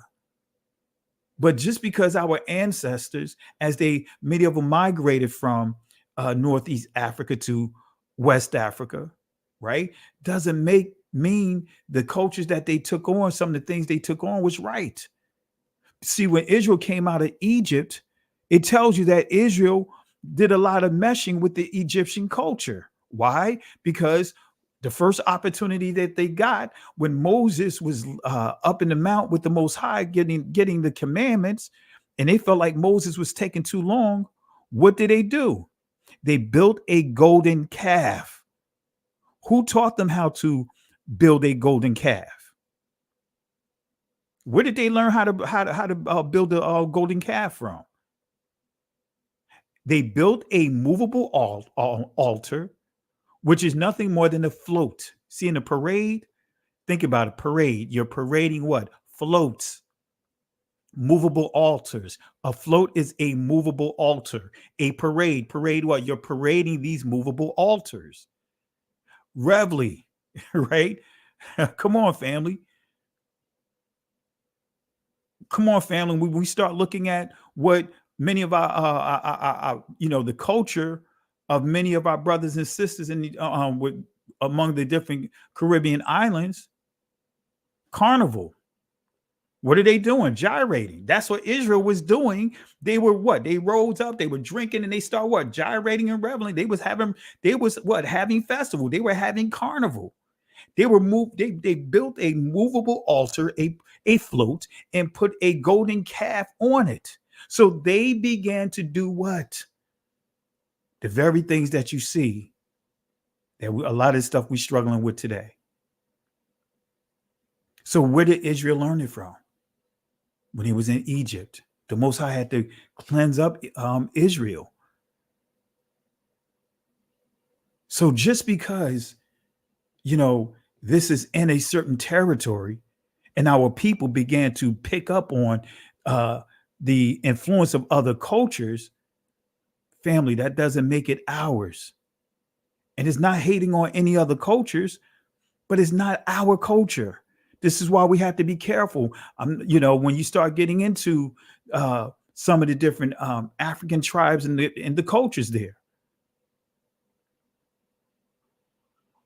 What did Israel have a problem with doing? Over and over again, looking at what other nations are doing and bringing that stuff right on in. All right.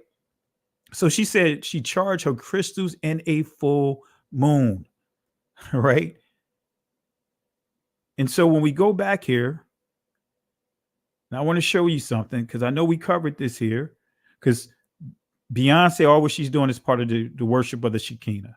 You guys remember I did the Shekinah on here, teaching on that. But here is, some of you guys may say Shekinah or Shekinah, but this is coming from the Omega Psi Phi, right? The same ones that I put the link there with they having their showing, exposing their buttocks. You know what I mean? Notice what they say here. Let me go a little back. Let me go a little further back because I want to show you them making reference to the Shekinah or the Shekinah. Here it is. Right? Whence come ye, my friends, clothed as ye be, and accompanied by these my true and tried brothers, neophyte commanded, from the outer chambers of darkness into the Shekinah or Shekinah of light of Omega. And family, this is why I say we have to have these conversations. All of us were, for at one point in the church, was introduced to Shekinah. Remember Shekinah Glory, Juanita Bynum. Remember Martha Munizzi and all these guys were singing songs like Shekinah Glory. It's like at the early part of the millennium, the turn of the millennium, Shekinah was the buzzword. And we being creatures of habits and mimicking and copycats, pastors are the biggest copycats. Whatever is popular, they jump right on it. So here it is. You have the worship of Shekinah. You have a perverted spirit that's being promoted in the church. Many of you guys were singing the songs and not even knowing what Shekinah is. They telling you, hey, that's the Holy Spirit. No, the Shekinah or Shekinah is not the Most High Spirit. But notice the Omega Psi Phi is literally doing what? Promoting the Shekinah, which is supposed to be the feminine aspect of the Most High, which is actually their guys, the Ein Sof. But here it is, the Omega Psi Phi, these tough guys promoting the Shekinah spirit. And what did you see? Did any of you guys click on that link that I provided? What did you see? Them doing homosexual acts inside that gymnasium. Come on, family, jumping around and stepping with exposing their buttocks. So let me show a video clip so you guys can understand what the Shekinah, what the Shekinah, what the Shekinah is. Hit the like, family, subscribe to the channel if you're not. But let me play this here so you guys can understand what it is. The 10 Sefirot. One popular interpretation shows these characteristics as a map of God's body. Kabbalists believe that if they can understand God's anatomy, they can learn how his powers work. These ancient drawings reveal that God's body is similar to humans. The top symbolizes God's head, which is the source of will, wisdom, and understanding. Below that are symmetrically arranged organs and limbs, representing love, power, beauty, eternity, and splendor. The most unusual part of the diagram contains sensual imagery. The ninth part of God, called the foundation, is the phallus, or procreative life force of the universe. But according to the Sefirot, God also has female components. The final element, often called Shekinah, was depicted as the feminine half of God.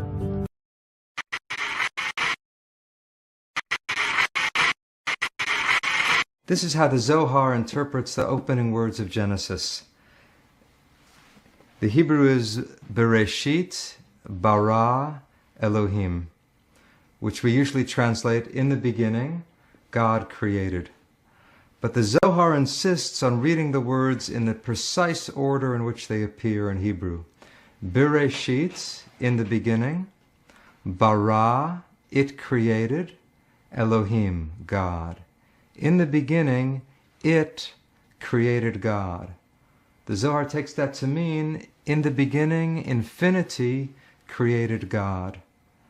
Now, what could that possibly mean? God is now the object of the verse, not the subject, which sounds impossible or heretical, but the Zohar, I think, is saying that infinity is the true reality of God. Anything else that we call God is puny compared to that. That's our own imagination or our own estimate of what God could be.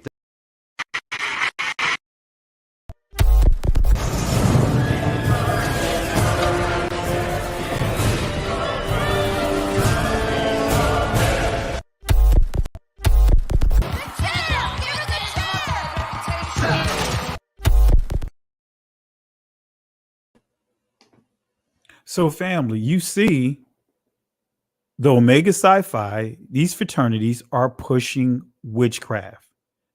You see Shekinah, according to Jewish mysticism, which Freemasonry is pushing. They are promoting homosexuality because they teach the Ein Sof. When that rabbi, professor, whatever, was teaching, and he said infinity created God. I know this sounds heretical, but we're focusing on the object, right? You see what infinity, that's what the Ein Sof is. The Ein Sof actually means infinity. That's what Ein Sof means, infinity. Let me see if I can pull up. Let me see if I can pull it up here.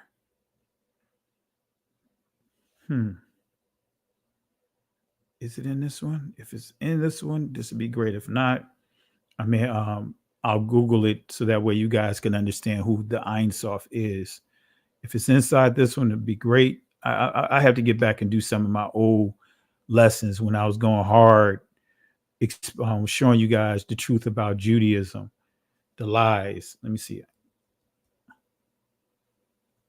It's not in this one. I thought it was. Let me do it with an E. Nope, it's not in that one. Let me do it one more. Try one more place. If not, I will Google it. Matter of fact, let me Google it. It'd be easier.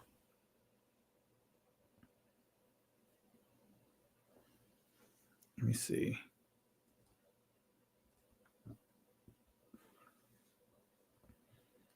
All right. I'm going to pull it up here and let you guys see. So when you hear this guy, and I'll play the video clip again, and I didn't have enough time to pull that into my presentation because that's all through the, you see the name mentioned a number of times inside what is called Albert Pike's video, Morals and Dogma. Let me see here. Let me share this with you guys. Let me share this with you because I always want to give sources, and I have to bring this into my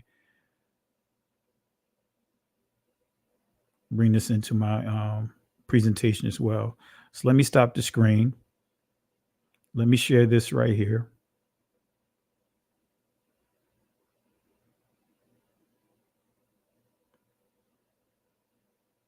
All right. And I'm going to make sure you guys can see this. All right. If you guys can see this, type 1. And I'm going to zoom it in as well. If you guys can see this, type 1. And I want y'all to make sure this is Jewish mysticism. Notice what you see here. It says it, Ein Sof, the infinite, literal, that which is boundless, name given in Kabbalah to God, transcendent in his pure essence, God himself apart from his relationship to the created world, since every name which was given to God referred to one of the characteristics or attributes, right? So you see, basically in a nutshell, this is dealing with the Kabbalah. It says here, notice what it says here. When Kabbalists wanted to be precise in their language, they abstained from using names like Elohim, the Tetragrammaton, the Holy One, blessed be He, and others, other names. These names are all found either in the written or oral Torah. However, the Torah, however, refers only to God's manifestation and not to God's own being, which is above and beyond his relationship to the created world. So this is just giving you, in a nutshell, Jewish mysticism, right? And this is where you get down to here, right? The term Ein Sof, and I'm reading this right here, right?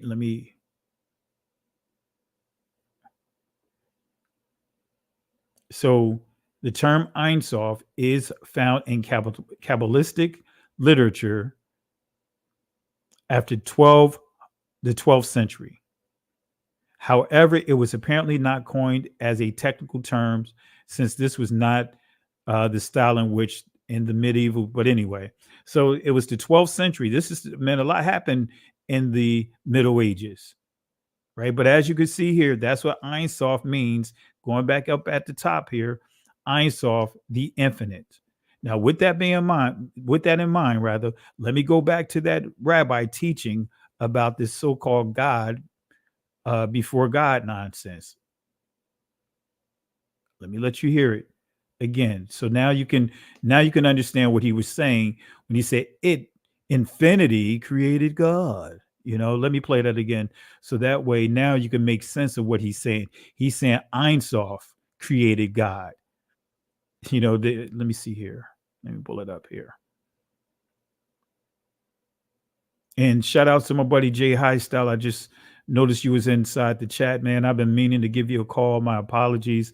I got your text message, and my apologies for not having the chance to get back with you. So like the old school would say, charge it to my head, not to my heart. My apologies. So let's go ahead and play this video. Here it is. When he say infinity rather, he's referring to the Ein Sof. Here it is. This is how the Zohar interprets the opening words of Genesis. The Hebrew is Bereshit bara Elohim, which we usually translate in the beginning, God created. But the Zohar insists on reading the words in the precise order in which they appear in Hebrew. Bereshit, in the beginning, bara, it created, Elohim, God. In the beginning, it created God. The Zohar takes that to mean, in the beginning, infinity created God. Now,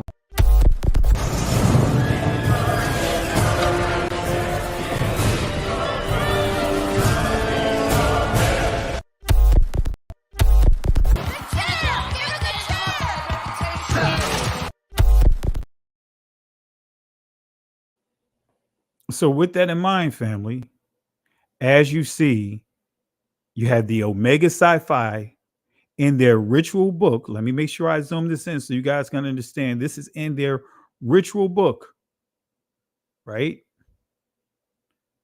Their ritual book, page 22 and also page 20, right? Well, when you look at the 1931 publication, page 22, to 1970 publication, page 20, and they literally are paying homage to the Shekinah, the light of Omega, right? From the outer chamber of darkness into the Shekinah or Shekinah or Shekinah, right? Light of Omega. We have it right inside, right in our face. All right. So again, when you start understanding what Beyonce is doing, she's heavily into pulling things from Hinduism, from other mystical systems. And as I share with you, that Oshun, the worship of Oshun, that is phallic worship. Shekinah, I'm saying it three different ways because people would say it different ways. That word is not in the scriptures whatsoever. But this is the things that they're using to pervert our brothers and sisters, to pervert our community. This is why it's important. We just cannot just brush this stuff off, family, because guess what? Our community has been infiltrated by what? Secret societies, fraternities, and sororities, by way of the Freemasons being introduced by way of the church. Many of our brothers and sisters in this truth are pushing Freemasonry. Many of our brothers and sisters in this truth are pushing the Kabbalah, Jewish mysticism, starting with the letters. Come on, family, we got to be real about it. So even though, yes, many of our ancestors were into this stuff, but guess what? We have no excuse. We're living in an information age. We cannot allow that to be an excuse for us not being where we need to be. All right. So I know I pulled a lot of information, kind of jumped back and forth on a few things. I am going to do a special lesson on the Eastern Stars. I really want to get into, really touch on that Bolet, because that Bolet, man, when you start going deeper into that, they took gatekeeping to a whole nother level among our community. When you start getting into the divine nine and start understanding, and you study that, you read up on them, as I highlighted here, they're teaching the Hellenized mindset. They're programming our people. They're manipulating our people for what? Their own benefits. And that's happening right now. You have children, guess what? The National Honor Society is a fraternity. Facts. Look it up. So we have this all around us, family.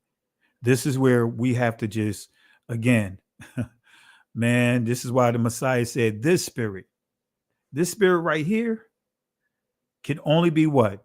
Done away by what? Praying and fasting. And family, let's show some love for Bethia.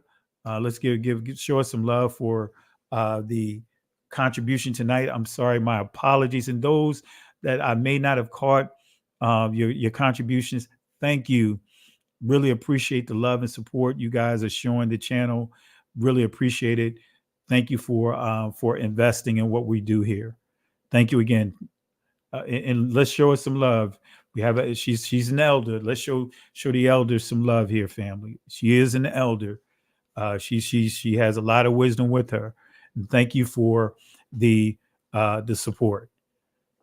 So family, I know that this is a sensitive time that we're living in. I know that there's this is a sensitive topic right now, with discussing these things. I always look at things from a perspective of teachable moment. Teachable moment. This is a teachable moment, regardless of whether we agree or disagree. Use this as an opportunity to teach. Any situations that I had to deal with, if you go back and watch those videos, I call it docu-spawns. Notice what I did. I used it as a teachable moment. Wasn't me just sitting up there trying to lash out at anyone. Hey, I got disrespected, but it's like, you know what? I'm going to set those videos up from a perspective of teaching, not trying to just tear down anyone, but teaching, showing you guys. So like I said, we really appreciate you guys. I'm going to drop the link in the comment section briefly. Let me see here, because we've been going for 2 hours, right? I have a 2-hour limit, when it comes to teaching. So, but let me drop this in here real quick. All right. And family, please stay on topic. I don't want to get way out into left field. Let's stay on topic. If you know you're not going to stay on topic, then don't jump on, because we don't want to take away from the lesson tonight, especially for those that are going to go back over and watch this presentation. All right. But I just dropped the link here. Feel free to jump on before we wrap up. But I hope and pray that you guys got blessed tonight. If you haven't, hit the like, subscribe to the channel, share this video, because we need to, regardless of the circumstances, teach, regardless of the circumstances, teach, because when it's all said and done, we have to stand before the Most High, and we have to give an account for the things that we have done and the things that we have not done. All right. I want to say peace and blessings, Sister Carol. Peace and blessing, my brother. Thank you for doing this topic tonight. I watched the entire Renaissance concert on YouTube, which I'm one that brought you that situation with the portal that she has on stage and the image that you showed. Not only that image is being pushed into the minds of the audience, is how it starts off. She takes you on a journey through all the Greek gods and how they came about, and basically showing you her birth into being. And then as she's birthed, then she takes you into her birth canal, which is the image you just showed, and basically makes you rebirth into the Renaissance of the new, which is what the concert's about. It's about reaffirming the LGBTQI, which is all who her dancers are. And what all the songs and the albums about is for them, and praising and uplifting them. But as I watched the video, I looked at the audience more so than anybody. They were under a spell. She cast a spell upon the whole entire audience, and no one caught it. They were mystified of all the mysticism that was being deployed. They were swaying with her. She came out in different type of costumes. The first costume was a literary with a black veil, as if she was a witch, when she walked through the portal on her first scene, setting the tone as she continued to cast her mysticism upon the audience. And I think that's what people really are missing, not only with her, but any other artists that have this mystic system energy that they can spread upon you and draw you in. And that's exactly what she's doing. She's drawing you in into this mysticism of who she is, which is a witch. And to that point too, well, many I'm not sure if you were following me at the time on Facebook when I was teaching about her Sasha Fierce. Yes, I was there. You know, yes. Because that's all still connected to Sasha Fierce. Remember, she talked about even yes, she talked about elevating. I mean, not elevating, but levitating. Yes. You know, I did show clips of her saying that she was levitating. But she's into all kinds of demonic stuff, and she's literally pushing across the airwaves. And matter of fact, remember, what's that rapper? I can't remember the female name, but she was on camera cleaning up where she after she just got finished doing like sacrificing chickens. Yes, I know you're talking about. I can't think of her name right now, but it's a lot of this stuff that is going on. Lizzo, whatever. You know, she's a witch. Yep. You know, and proud of it, and she make it clear. And Erica as well. You know, Erica Badu, yeah, and she brags about it. Yep. So, all the time. I see someone here, Malaka. Let's give some space for Malaka, my sister here as well. I see you here. Anything you want to share, sis? Shalom, family. Yes, I do. First and foremost, let me just greet all of True Yasharal watching the live. Peace and blessing, family. Blessings to you as well, Sister Carol and Dr. Kelly. So I want to just kind of weigh in just about the music, period. A while back, I had read a book called The Rebirth of Music. And I think what's happening is that people are forgetting Hasatan's first and main ministry, right?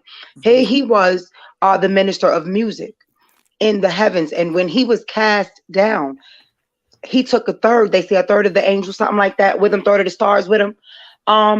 He's still in the same type of business, music. And this is how this music is able to influence our children. Like I heard you saying earlier on, like these are like literally serial killers in the rap game now, talking about murder, murder, murder, kill, kill, get them. And people just don't understand that as a set apart people, we have to really, really make a decision to come away from music that doesn't glorify the Most High, that doesn't edify us into a positive state of mind, doing righteous things. I mean, it's so crazy that, you know, we sweep a lot of things under the rug for the sake of a good beat. I've heard people say, I don't really listen to the lyrics. Feel me? It's just the beat or that beat. And that's how he get them. Didn't they say how Satan's body, every part of his body was like a different instrument? This is what's being explained in that Rebirth of Music book. So being that you brought this out tonight, I am going to start back sharing from that book because I think it's so crucial. If we're to be set apart, that means even in our music. So this is why they're able to use that influence, because they got the gift from their father, Hasatan. So I think it's just time to draw that line in the sand of what we allow to be played in our homes. And I'm not going to be too long-winded about this. You know, I just was in, you know, an 18-year marriage, and my ex was dead set on, I'll be out there listening to praise and worship, and he's in the room listening to Lil Wayne and all that other stuff. And I constantly, and wasn't even trying to just be a nagging wife, but I'm just constantly like, listen, that music opens up portals. Can you please not play that in here? So I just think that it's time for us to put our foot down and say, you know what, if the music does not edify, if the music does not bring glory, worship, and honor to the Most High, Yahweh Elohim, then we shouldn't even be banging it, family. That's just how I feel. And think about, just to your point, Nebuchadnezzar, right? Nebuchadnezzar had a playbook. He built the golden image, right? Remember that?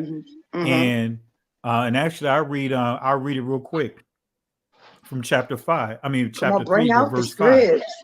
He says here, right? And he had all the leaders, right? Matter of fact, I'll start at verse 2. It says, then Nebuchadnezzar, the king, sent together the princes, the governors, the captains, the judges, the treasurers, the councils, the sheriffs, and all the rulers of the provinces to come and come to the dedication of the image which Nebuchadnezzar the king had set up. So he's having a dedication. He's having a feast of dedication for himself, for his image. Right. He having a form of his own dedication, because the scripture says he's having a dedication. And guess what? That word there is that you see in the scriptures, ka, not ka, right? It's right there. I'm looking at the Hebrew word there. So he having his form of dedication. But verse 3, then the princes, the governors, the captains, the judges, the treasurers, the counselors, the sheriffs, and all the rulers of the provinces were gathered together unto the dedication of the image that Nebuchadnezzar the king had set up.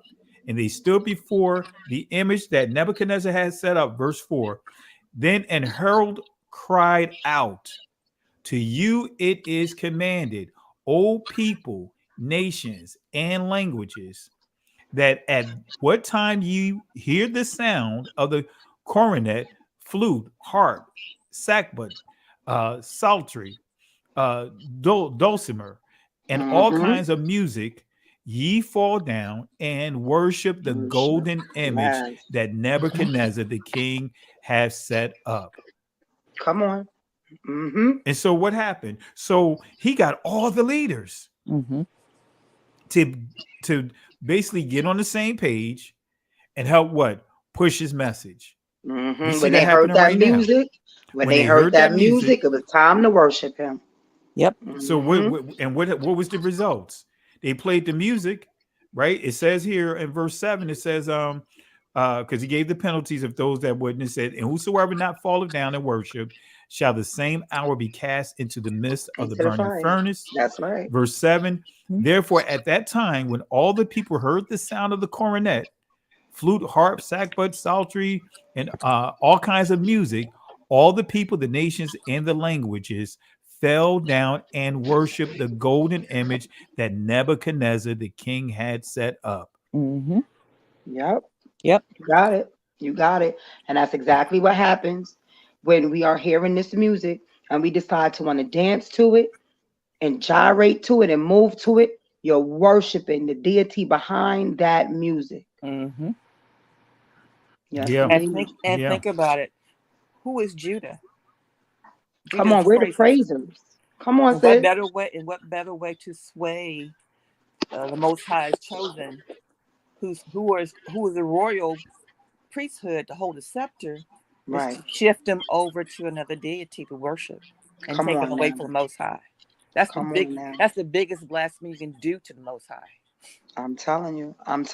Even I see somebody in the comments said, even with the gospel music, you know, you got to be real careful with that. Remember, I don't know if it's all right for me to say her name or whatever, but there was an artist, a gospel artist, well known, and I watched her do an interview, and she was so excited that Nicki Minaj did a song with her. She said, I couldn't believe it. She wanted to do a song with me. Like, and I'm looking like, shouldn't it be the other way around? She should feel honored to be doing a song with somebody worshiping the Most High. But that's because, just like Jay Highstyle said in the comments, that gospel music ain't real right either. It Yeah. ain't the music we was, worshiping the Father to. It's a whole different ball game now. Mm-hmm. Well, think about what you just said here, right? And Mm-hmm. I'm showing you that King Nebuchadnezzar gave the playbook, Yep. the full playbook for the Yep. music industry, the entire Sure playbook did. for the leaders. Because when you go to chapter 1, notice what it says here. It says, right? He of course taken into captivity Israel, but he went through Israel. It says he took the children in whom was no blemish, well favored, very skillful in all wisdom and cunning and knowledge and understanding science, and such as had ability in them to stand in the king's palace, in whom they might teach the learning and the tongue of the Chaldeans. So he picked the best of the best. Sound like us, right? Getting picked for The best of the slavery, best. right? Being taken Right. away from. Uh-huh. So then when we look at verse 5, it says, and the king appointed them a daily provision of the king's meat and of the wine which he drank. So, but notice what it says here, nourishing them for 3 years. That's what? Going to college, going to school. The grooming Right? them. Between Yeah. 3 to 4 years, they graduate. But Yep. notice what he says, it didn't stop there. Unto the princes of the eunuchs gave them names. So he changed their names as well. Yeah. Yeah. Wanted them to change their diets, learn in their institutions, change their names so their names are no longer pointing to the Most High, but it's paying homage to their culture, to their Right. deity. Yeah. Right. That's what he gave them the name Shadrach, Meshach, and Abednego, right? Those were the Exactly. three. Mm-hmm. Exactly. Mm-hmm. Because their Yep. name was Hananiah, Mishael, and Azariah. Right. Come on, bring it out. So that's what we see happening today. That's what we call today. I mean, back when I used to be in the industry, they called it artist development. Right. Exactly. Yeah. Oh yeah. It's funny that you just brought up the artist development. I remember when I was trying to get into the movies and things of that nature myself, and I had did a little small thing or whatever. And believe it or not, in this little movie, I don't want to say what it was, but I featured to be like a gospel artist. And all of the other artists were secular. It was all based around sex or whatever. And so even in this movie, the guy says to me, we're going to just have to get you with our the development team because this is not that's the genre we're not into. Hey, forget about it. It was called Rodents, the urban soap opera. It's running around on YouTube, but that just goes to show you that artist development thing. That's where they groom you into that wickedness. You know what I mean? That's when that Pandora's box is open. You know what I mean? And man, there was a song I remember that Watchmen Reports had brought it out years ago about the Satan's musical prophet. And when I watched it, just to see them break down some of the lyrics of some of these artists, these were artists that my grandmother and them were playing in the house. These were some songs that I would be singing with my mama.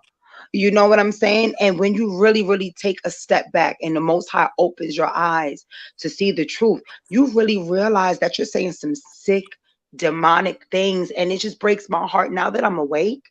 We woke now. No, seriously though, but now that I'm awake, to even remember the music that I will let be playing in my homes for children's parties. So I'm just saying that the Father is waking us up now. We got to do better. If there's any Yashravalites on this live, watching this live right now, that still be banging to some of that music, what are you doing? We got to step it up. They say if you knew better, you do better. So my thing is, now that you know better, show better. Stop bopping your head to it because your kids are watching. Yahuwah is watching. But there's a standard being raised up. We got to do better. What you say, Pastor? But unfortunately, a lot of our brothers and sisters are bringing that music into our assemblies. Yeah. I mean, bringing that same music, like I remember listening, going to a gospel concert years ago when we were still in the church. And I remember, I'm like, man, he just sound like R. Kelly. I mean, took the whole R. Kelly track, took Prince track, and they just put songs over. I was like, man, that's like, exactly. So we see that even today, we have to be careful about what we're bringing into our place of worship. because you're hearing those same patterns and all in this. I'm not even going to say in this awakening, in both in the church and outside the church, in the place of worships. And we have to be careful of bringing that spirit inside the house, so to speak. True. Even in, if I would dare to say, even in the awakening, we have to really be careful because for me myself, I spit bars of fire. I always say that or whatever, but there has to be a line drawn. I don't want my songs sounding like Cardi B songs or Nicki Minaj songs or Meg Thee Stallion songs. You know what I mean? The way I look at Daweed, to me, Daweed, when I do my spits, when I do my raps or whatever, I look at it as I'm doing psalms into the Most High. But I don't want to go over a track that sound like the same type of beat that these worldly secular artists use. So this is why, I'm just like, I'm really encouraging those of us that do produce music.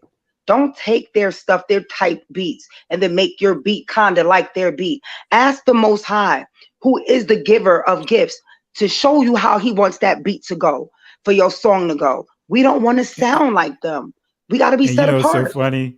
And it was so funny, right? And I'll let Don P chime in real quick. But I remember when I was making that transition, when I walked away from the music industry, right? So what I did was, man, I got every gospel song that I could find that had a knock and beat everything.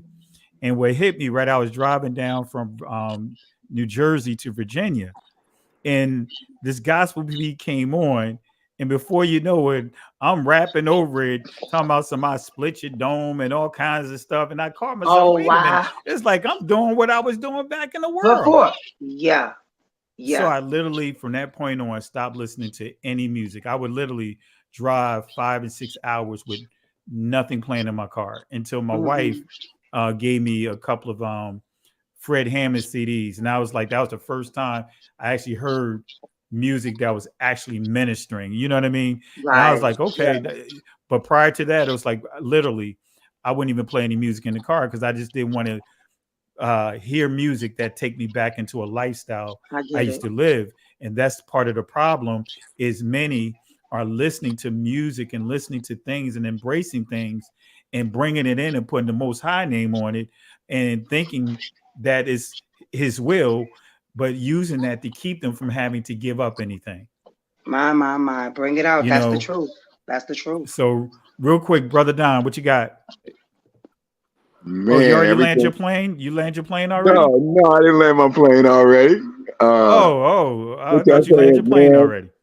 Man, what y'all saying is so true. It's just like, no, I mean, just to put a more personal touch on it. I got into the game in 1990, and the first person I met was this guy who business contact later would introduce me to. His name was Suave. Well, he was Tone Loke's manager.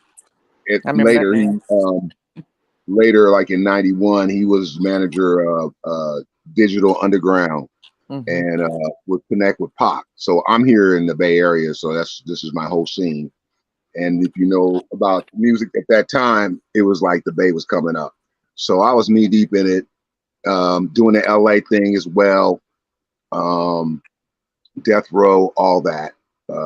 It's crazy. And then after Pac got killed, I was like, I'm done. I got rid of all my music. And, I started listening to Christian music and gospel music.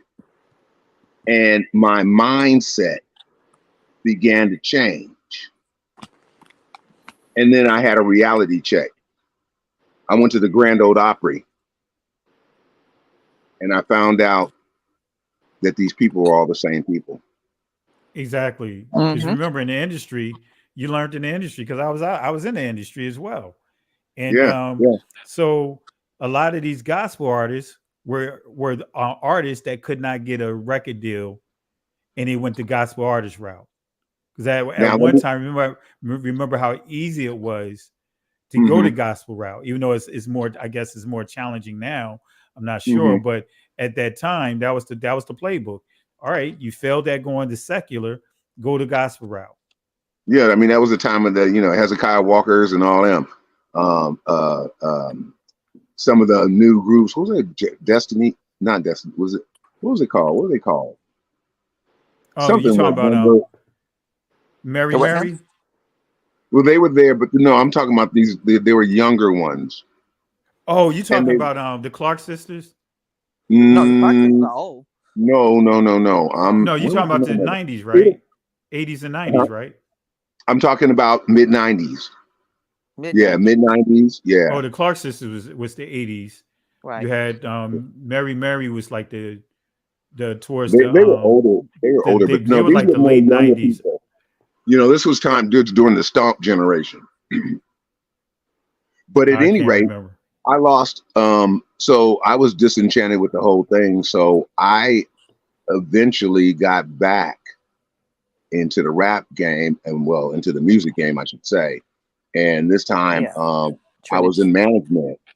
And I'm gonna tell you what this industry does. I met this sweet girl, and I met her a couple times.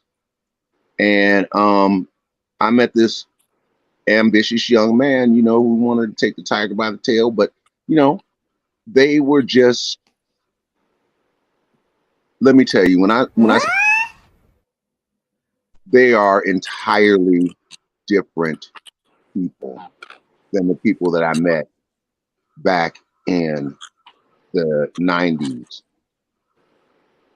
and that's Jay-Z and Beyonce. They are Oh yeah. They. I 180 mean, degrees in turn, even in everyone has a public persona, but uh, in terms of genuineness, I can just see that their souls have absolutely been corrupted compared to the people that I knew when I was in the music industry. So that's just my yeah. personal perception on it. And it's sad to see that they complete because like I was there basically when she got the Pepsi deal, and that was it. After that, it was done.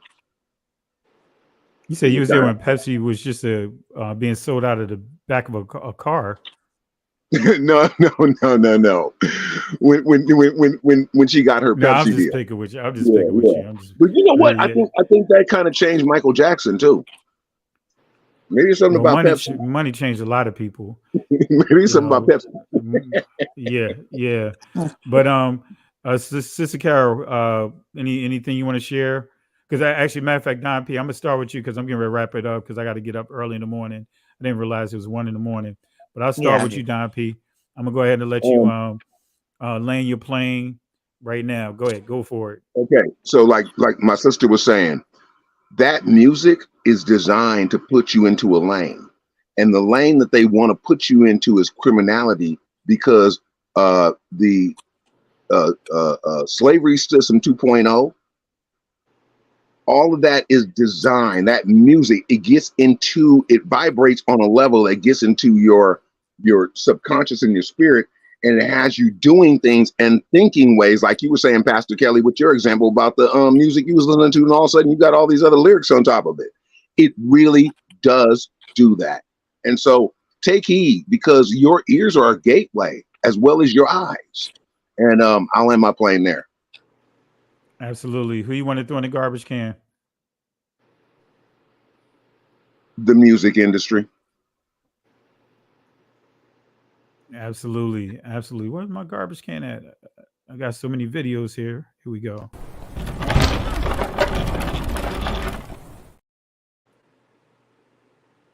All right, brother Don. Appreciate it, man. Appreciate you jumping on. Appreciate you too. Shalom. Shalom. All right, sis, you got the floor. Oh, I was going to say, just guard your temple. The things that you're taking in, the things you have taken in your past, and you have not repented and purged out of your temple. You need to do it. I told you I was, a Kappa sweetheart back in the day. I was Jack and Jill. I even joined a social light club when I was in high school. Pledge with the whole 9 yards. And I had to think all that stuff and get all that stuff out my system and go through. And you are responsible for you and no one else. It's going to help you through that. You have to do it yourself, and you can't pass this stuff down to your children. Just be careful what's out there being played in front of them, on the radio, in your house, wherever the case may be. Just guard them up. And what to put in the trash can is the Renaissance tour.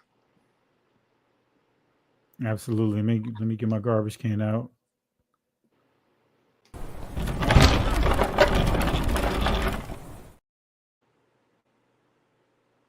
And also, I think, let me see here. Let me look here. I think,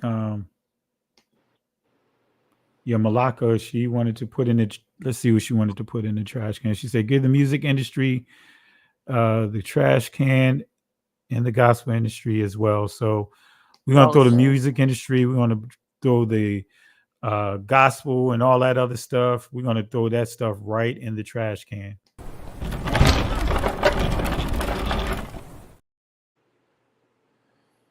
Like the old school. Remember they said, we just going to go ahead and, what they say? They say, we're going to dance on the devil's head. Remember that? Yeah, We're going to dance. What's that dance on the devil's head? They be shouting and dancing. Like, we're going to dance on the devil's head. So, all right. So let me see here. Where's my video here? I was going to show a little clip here for us to dance on. Where's that? Man, I got to clear my thing up here. My stuff is I got so many videos up here. I think I can't find my video, but I'll go ahead and play this instead. Life is like a hurricane here in Duckburg. Race cars, lasers, aeroplanes. It's a duck blur. Yeah, I had to improvise. Oh, here it is. I just found it. Here it is. I have to do this dance as well.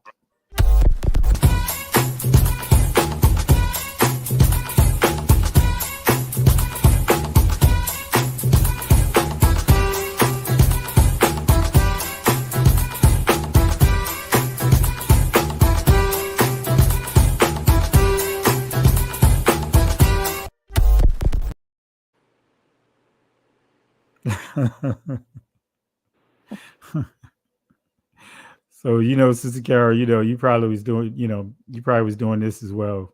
Oh.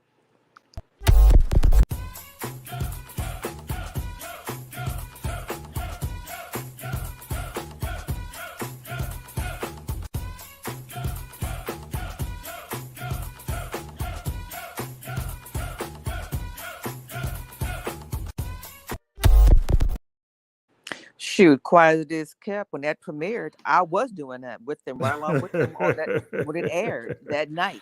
So I was a big time Cher watcher when her show was on the air, and when the Jacksons was on, they had their variety show, the same thing. So all right. You reminiscing now. You reminiscing. It's a good reminisce. You reminiscing. Ain't no shame in that game. You taking the narrative away. I'm gonna have to. Do you like those? Go. I rebuke you. But anyway, family, really appreciate you guys tuning in tonight. In the words of Moses, right? When actually the Most High, the words that he had to give to Moses to encourage Israel, because Israel was at a dead end, what seemed to be a dead end. That past, the Egyptians were trying to catch up with them to bring them back into bondage and to kill many of them. Exodus chapter 14, verse 13 and 14. Fear ye not, stand still and see the salvation of Yahweh. These Egyptians that you see here today, you will never have to deal with them again. They will never have power over you again. The Most High will fight for you. But here's the kicker. You have to hold your peace. And the Hebrew word there is not shalom. The word there is charash, which means be quiet. Can't go back, can't stay here, keep moving forward. Listen, Genesis chapter 11 verse 10 explains the genealogy of Shem. Shem was a black man in Africa. If you repeat this back, Genesis 14 verse 13, Abraham steps on the scene. Being a descendant of Shem, which is a fact, means Abraham too was black. Abraham, born in the city of a black man, called Nimrod, grandson of Ham. Ham had 4 sons. One was named Canaan. Here, let me do some explaining. Abraham, Isaac was Jacob had 12 sons, for real, and these were the children of Israel. According to Genesis chapter 10, these were the children of Israel. According to Genesis chapter 10.